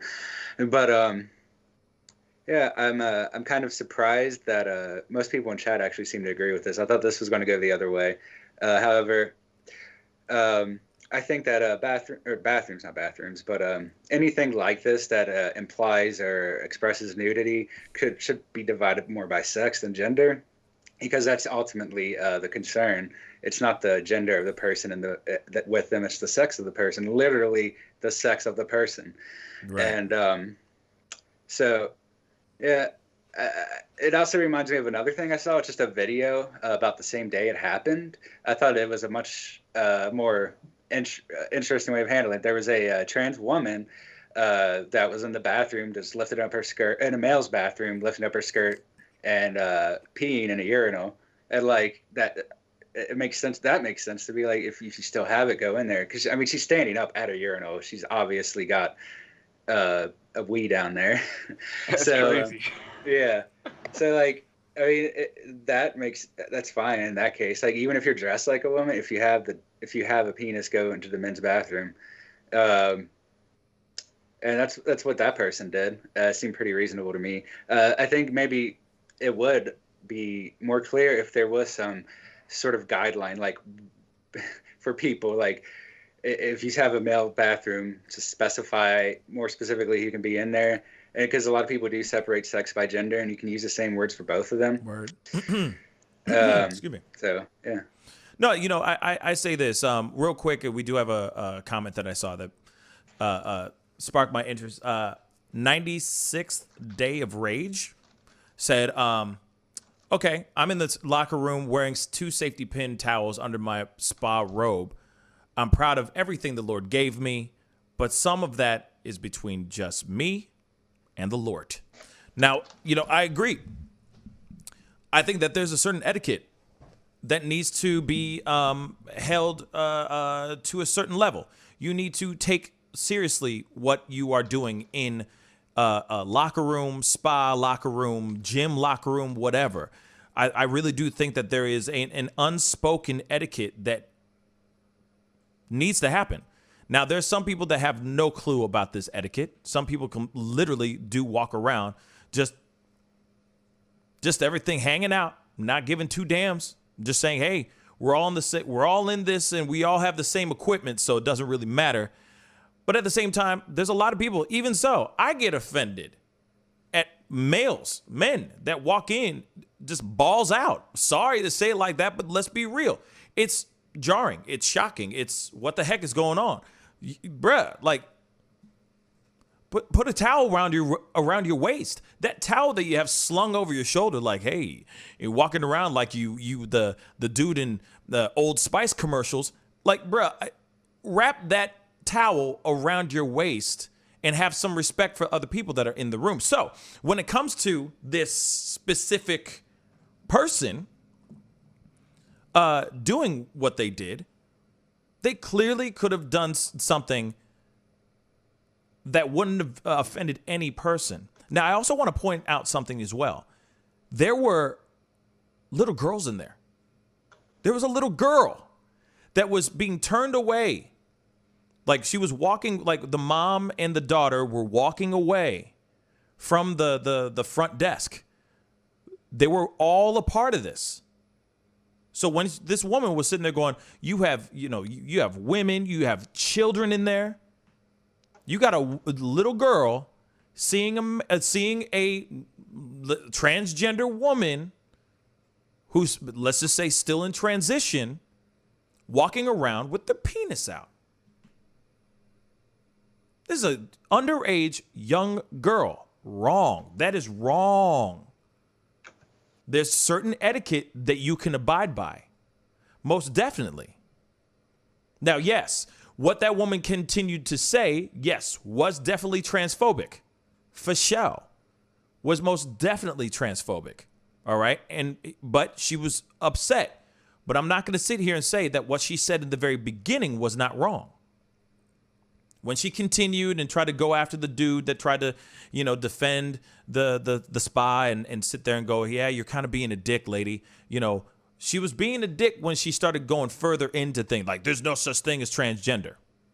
Okay? That part, she went too far. But in the very beginning, if I was in that space and it was my son, or if I was a woman and that was my daughter and there was a transgender woman walking around stark naked with their still intact male genitals out there for everyone to see, I'd be pissed too. Like I said, there's etiquette. There's a certain level of etiquette that needs to happen. And I get that the We Spa embraces the trans community and all that, but at the same time, there needs to be an etiquette guidelines, as T said before, that needs to be, that I feel like every single patron of that spa should abide by. And I feel like it should be universal. It should be a universal thing. So it's not just specifically for trans women or trans men. It is for everyone. Hey, we're going to keep this in a very neutral way. Everyone has to do this specific thing. Abide by these rules and enjoy your relaxing spa experience. I think that's what needs to be done. Yes, she was an ass at the end of it. But in the very beginning, when you have all those other people, especially there were people walking up and saying, I want a full refund because I am fully offended by this. That says something too. If it was just herself going up there and complaining, I would sit here and go, okay, how much really went down? How much of this is actual factual facts, right?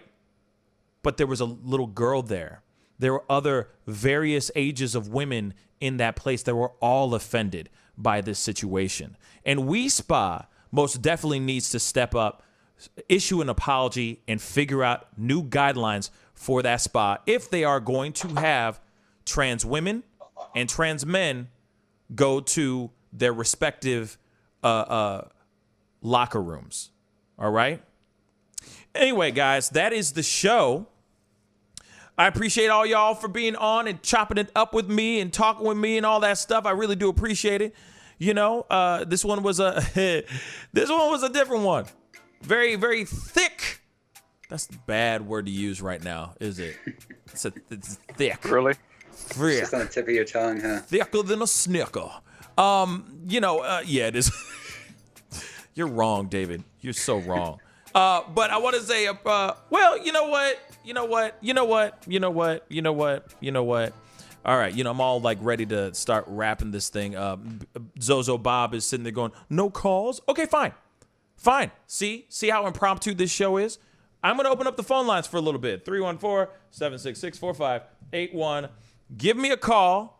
I want to hear your thoughts on this real quick before we wrap up the show. See what I did there? Wrap it up? No, nobody? Okay. Anyway, phone lines are open. Give us a call, 314-766-4581. Let me hear your thoughts on this whole situation. What do you think? Do you think that the woman was completely out of line for what she was saying? Do you think there should be some etiquette or no? Give me a call, 314-766-4581. We got a phone call.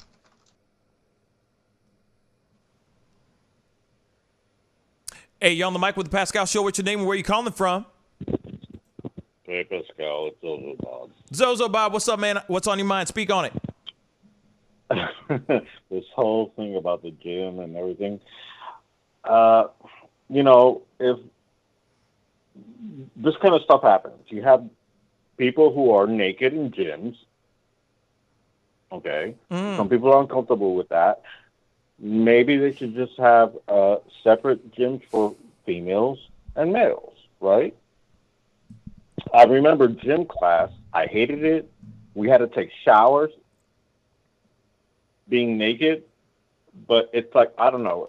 Somehow it's sort of like we live in a puritanical American society where somehow seeing a penis is, oh my God, it's perversion.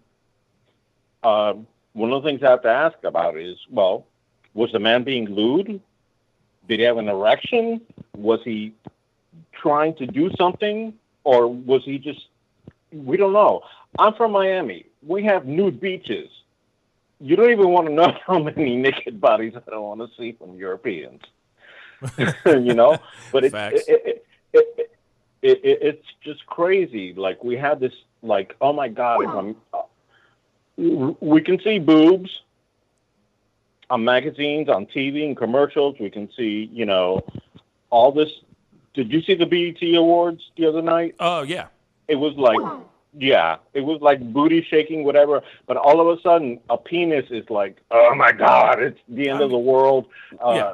You know what I'm saying? Yeah, I mean, Western society, let's be real. I mean, or actually just, Western society embraces and puts the female form on a pedestal. And when it comes to the penis, when it comes to the male form, yes, it is either used in comedy or it's seen as something as grotesque, right? And that's very, very true. But when you have somebody who is walking around in the locker room of a spa that's specifically for women, yes, that person may identify as a woman, but at the same time, the genitalia is out here that is not like the genitalia that's in that locker room, right? So when you have somebody, especially, let's be straight funky on this too. You got somebody who had a little girl in there too. There's a certain level that we have to there's a certain level of offense, right?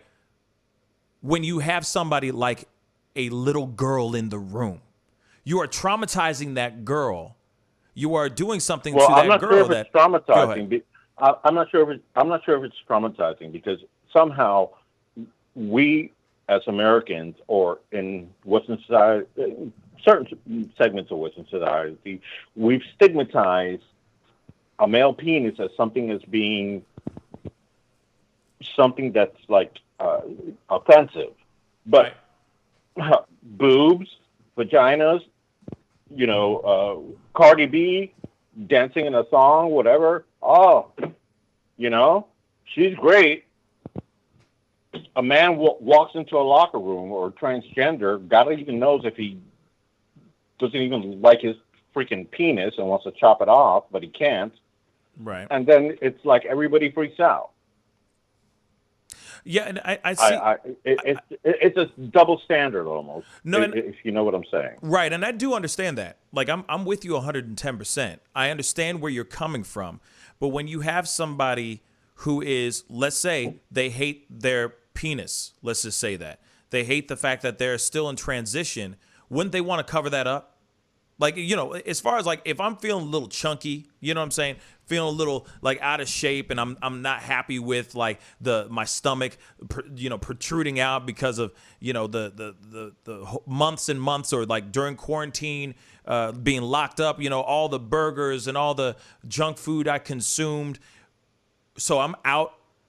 Usually we cover ourselves up. If we're not happy or uncomfortable or ashamed of our physical presence, the natural reaction we have is we cover it up. So when you have somebody, let's say, has their penis, they're still in transition, they're transitioning, and they're, say, not happy with the fact that they're not fully 110% as a woman yet, let's just say. Okay. Wouldn't you cover up your penis then? My issue with this is this man, he's transgender. In his mind, he thinks he's a female. He's mentally cut off, thinking that his sexual organ is not his. Right. And he's walking into a room, with females, and he doesn't think anything about it. But somehow, all of a sudden, it's lewd or whatever. Is there any proof that he was lewd or he was being sexual or anything? So far, we don't know. That's my point. Right. No, and you got a point there. So far, we don't know this. Because because if he was, I'm sure the cops would have been called immediately. And that's facts too. That's absolute facts. Yeah. I think literally it was this is me assuming, but I'm assuming that it was they were just maybe changing, walking back and forth from the shower, doing whatever they needed to do, but they were out fully stark naked in the locker room. And of course that triggered a lot of people. It was a whole locker room filled with women. I could understand that, but the thing is, it's like a different mindset. I mean, Europeans have their nude beaches. I'm from Miami. We have nude beaches, like I told you. And it's like I've been to gay clubs in Miami where I've had to perform, and they have unisex bathrooms. I've seen penises, vaginas. I mean, you should see what women do in their private bathroom stalls. It's ridiculous. Yeah. Women are kind of gross in their bathrooms. They're disgusting in their bathrooms. Let's be real. I've cleaned many bathrooms in bars. Trust me.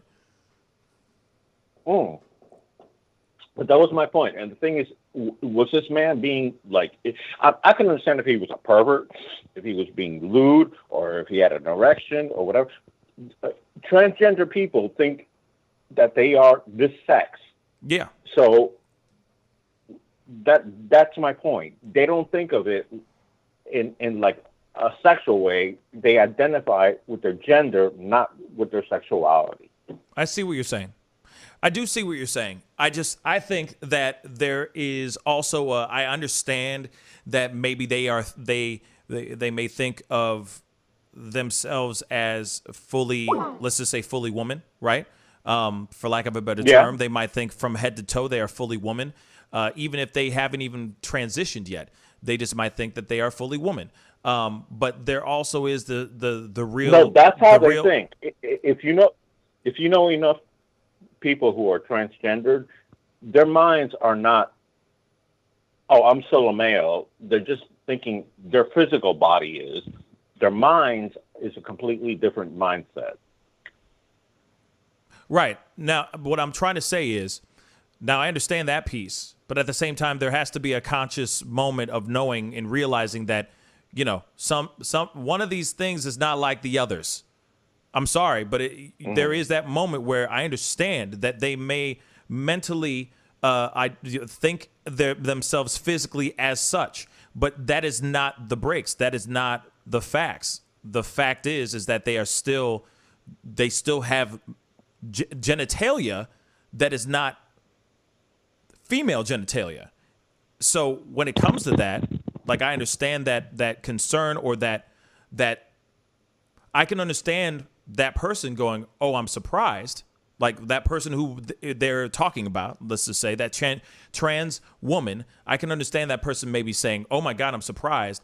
But there also has to be some level of self-awareness that you are still walking around. You know that you are a trans woman. Your genitals are out. It is not a vagina. It is a penis. And for people to be upset, I would expect them to be like, oh, whoa. I just feel like there's some realization. You know what I'm saying? There's got to be some moment of realization. But I understand. I get what you're trying to say. I get what you're saying, not trying to say, but I get what you are saying. It's just that when you have a room filled with women, all of them are in there, and they're all different races, sexual orientations, etc., and they all come out in unison in a way, out to ask for their refund because this person that was there was doing something that they found extremely offensive. Something must have been going on. You see what I'm saying? Like the man that walked up and was like, "You're just being a dick." He doesn't know what was going on inside that spa locker room. He doesn't. He's just trying to trying to defend. You see what I'm saying? Those women, all of them came out. But go ahead, Bob. Go ahead. You were saying? Like I said, it may depend on the areas or where we grew up. Right here in Orlando right now, I've gone into many restaurants where there's like binary bathrooms now. So. Right. And there are definitely a lot of those as well. And then if it's that situation, I don't see any reason why somebody would come out, you know, say that bar that you said they used to, like, say DJ at or whatever.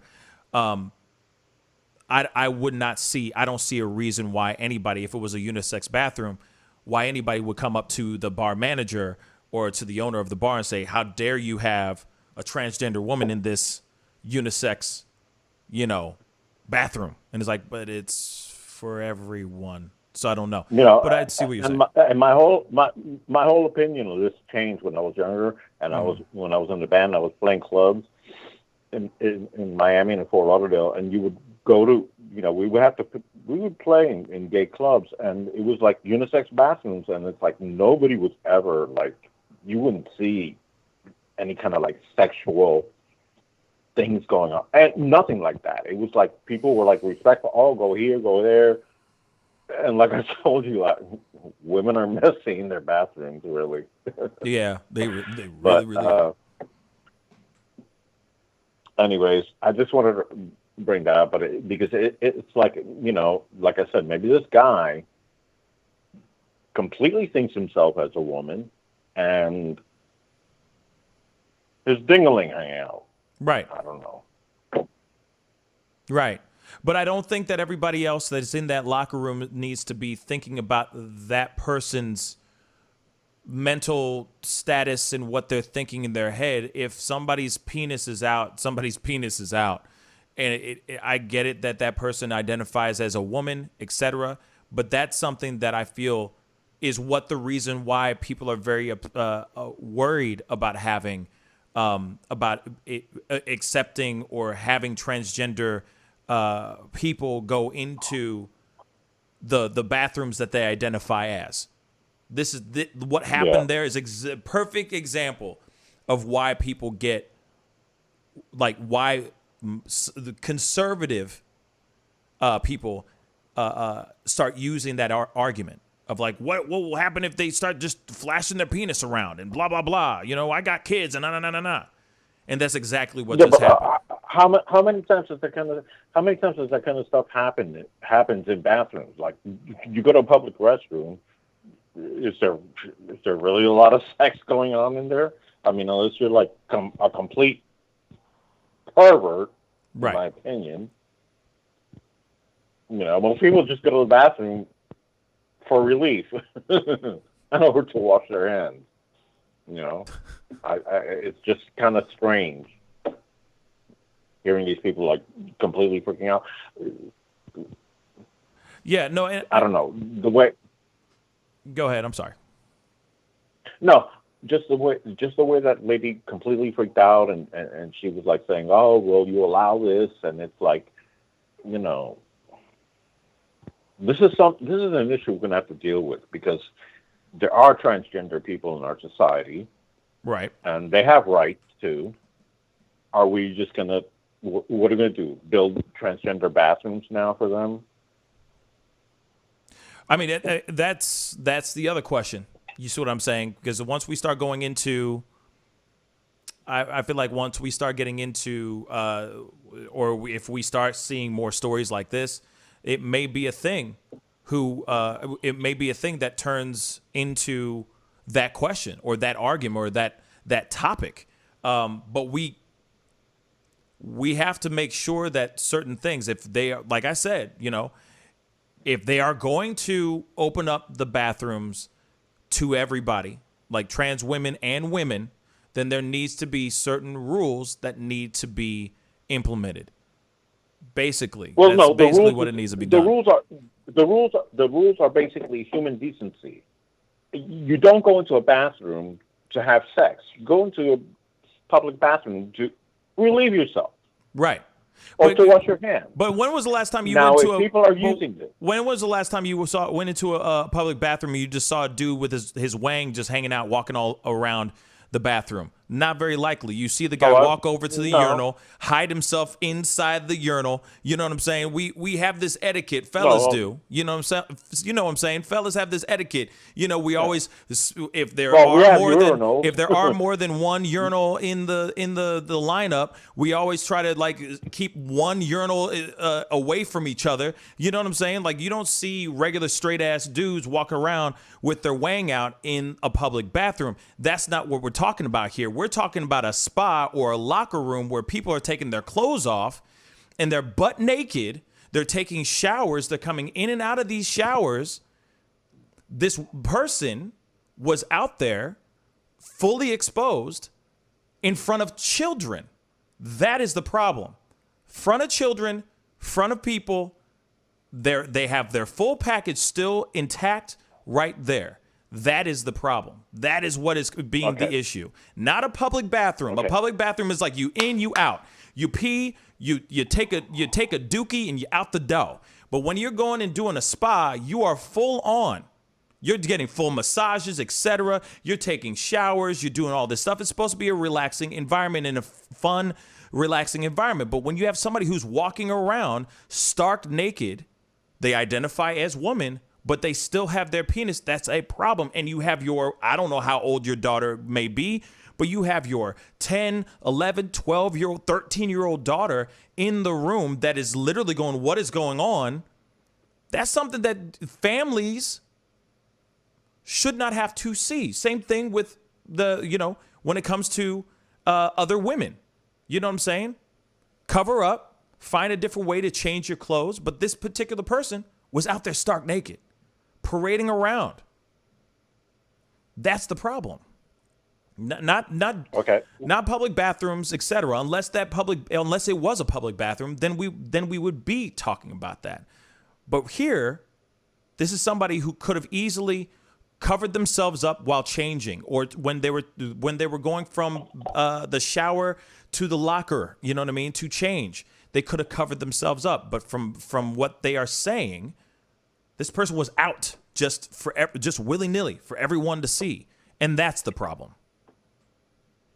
Okay, well, that's being exposure. Yes. Obviously. And like I said, Miami, we have nude beaches. We have people who come over, and you have to see a bunch of naked people on the beach sunning themselves. But you know it's a nude beach. But you know it's a nude beach. When you walk into it, you already know it's a nude beach because it's been said that it's a nude beach. So, and of course, there are literally, you go into an app and you can find out where all the nude beaches are in Miami. And then you go to those nude beaches. You physically go to those nude beaches. But then when you're going to a spa with your friends and family and you're hanging out, chilling in the cut, trying to have a relaxing time, and then suddenly dick and balls are out, it's a problem. That is most definitely a problem. You didn't walk in saying, oh, I know for a fact I'm about to see peni in my face when I'm changing in this female spa room. Never. They didn't sign up for that. They did not. So this person who is identifying as such, I would understand if they were covered up and they lost their damn minds. If this transgender woman was covered up and they lost their damn mind, I would totally understand them losing their minds. Or I would totally understand the trans community being upset about this. But this situation, they were fully exposed. So I'm with the women on this situation. They did not deserve to see that. They don't need to see that. Hey, more power to you if you are in transition, if you are trans woman, if you are trans male. But you also have to, there's an etiquette. And if you still have your manhood, I'm sorry to say it like that, but if you still have your penis you still have that, you should be covering yourself up and abiding by some sort of etiquette. Especially if you're in a room filled with women and female, and daughters, kids. There's a difference there. Yeah, but this is going back to my point, which is I think America's still such a puritanical society where they think that nudity is somehow an awful thing. Like, we are God's creatures. Our bodies are beautiful. Well, some of us. Right. And then it's we're scared of looking at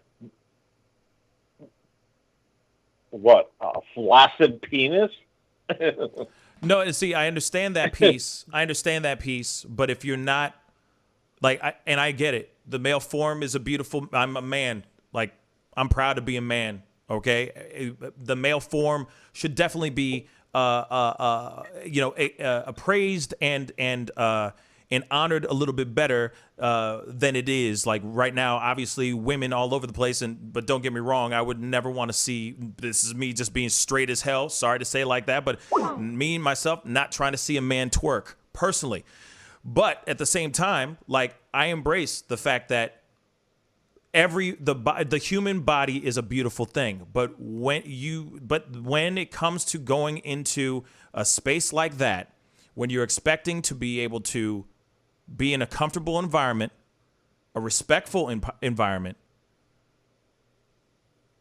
there's just certain things that need to be, there's certain rules that need to be, there's certain things that need to be honored. And that's basically it. You know what I mean? But this is cultural norms. And the reason I'm speaking about this the way I am is because when I was 11 years old, I had to go take a science class, and I had to get a permission slip for them to teach me sex ed. I had to draw a penis, a vagina, how sperm works, what's a spermatozoa, how people get pregnant. I had to learn about homosexuality, transgender. Yeah. So my mind is I learned about, I just thought about, okay, this is just the human composition. That's all. And to me, it wasn't weird. I wasn't freaked out about it. I said, okay, this is what we as human beings are about. And then it becomes, all of a sudden, becomes a moral and a cultural issue. Right. That's, for some reason, between religion and morality, we seem to be ashamed as Americans. I'm speaking as an American. Right. But we're almost afraid of our bodies and our self-image or whatever. And it's seeing a penis in a locker room, unless it was like erect or the guy was being a freaking pervert or lewd, right, is different. I don't know. No, and I see. Maybe I'm just no, and I see. I get what you're saying. Real talk, I do. I really, really do. But I don't think that. Okay, and I hear you 100% about the.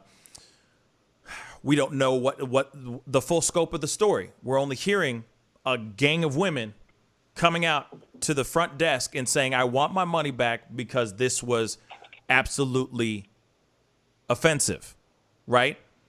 Now, we don't know what happened. We don't know if that particular person was doing more stuff, pushing things to the edge, touching themselves, doing something inappropriate, etc. We don't know.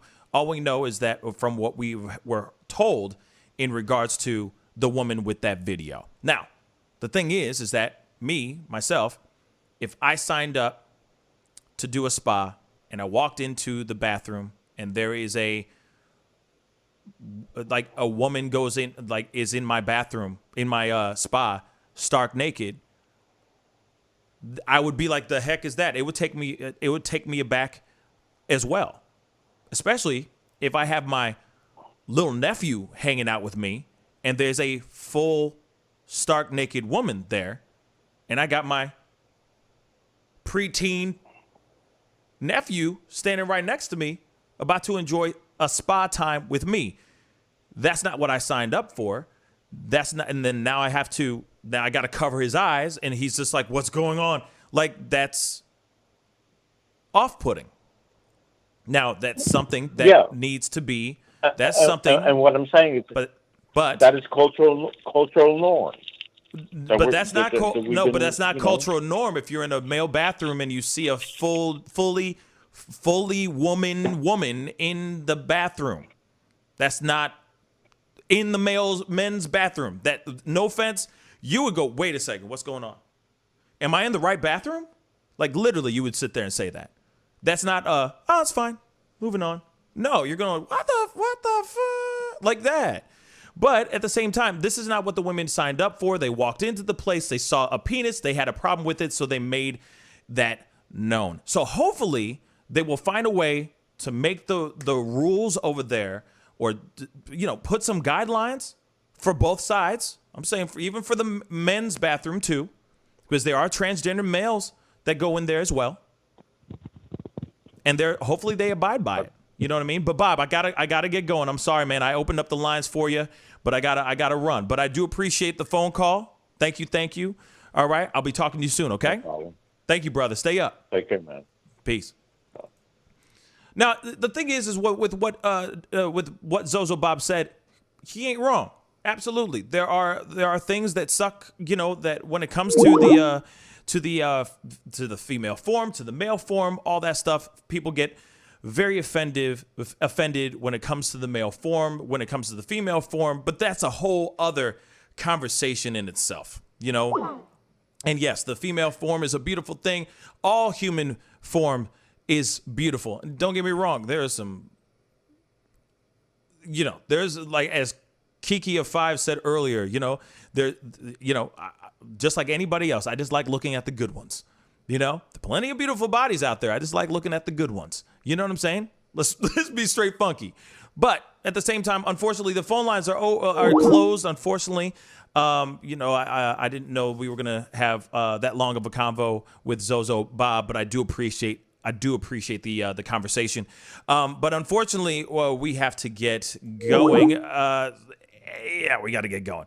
So I wanted to say a big thank you to everybody who came on, been a part of the conversation, and all of that good stuff.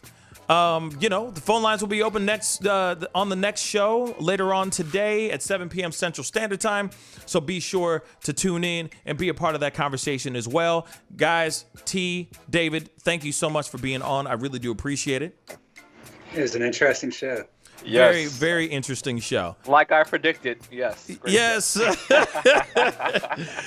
chat is also popping right now. So. Oh, it's popping. To be continued. Absolutely. Absolutely. And then Beautiful Walking, I don't know what happened. I don't know why she said, I'm unsubscribing, something about the mods. I don't know what was going on. Hopefully you guys are able to figure out what's going on in the chat room. I just saw that in passing. But that I had to focus and listen to Zozo Bob and talk to him and everything. But at the same time, I appreciate all y'all for being on. Hopefully Beautiful Walking changes their mind on being here or not. I don't know what happened, but hopefully you guys figured it out. Anyway, it's time to get going. I'll see you guys tonight at 7 p.m. Central Standard Time. Be good to yourselves. Be good to one another. And I'll see you guys tonight. What a show. Holy cow. Woo! This is the Pascal Show. Bye. Homeowners and property managers, if you're looking for effective and humane ways to remove wild animals and deal with the damage that they have caused, we have good news for you. Introducing Wildlife Command Center, a professional nuisance wildlife management company specializing in providing animal removal for residential, industrial, and commercial clients. We are the only wildlife company that checks 70 different areas on a structure to determine the answers to the following questions. Exactly which animal are we dealing with? How is the animal getting inside the home? What kind of damage is the animal doing to the structure? Once we get the answers to all of these questions, we develop and write up an action plan to resolve the animal issue completely and provide a quote to implement that action plan. We perform a very in-depth 70-point wildlife inspection. From visually inspecting the highest point, the chimney, to physically crawling inside the attic space and looking for animals, chewed wires, fecal matter, chewed structural wood. We inspect everything.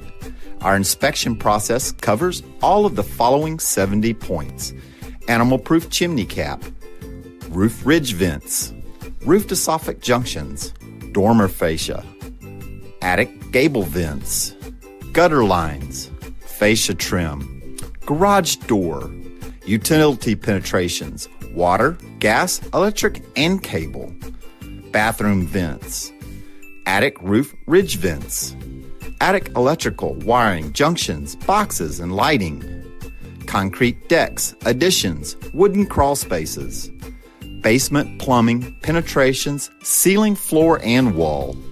Wildlife Command Center's mission is to deliver the finest quality wildlife removal and pest control service that is safe for the environment. For more information, call us now.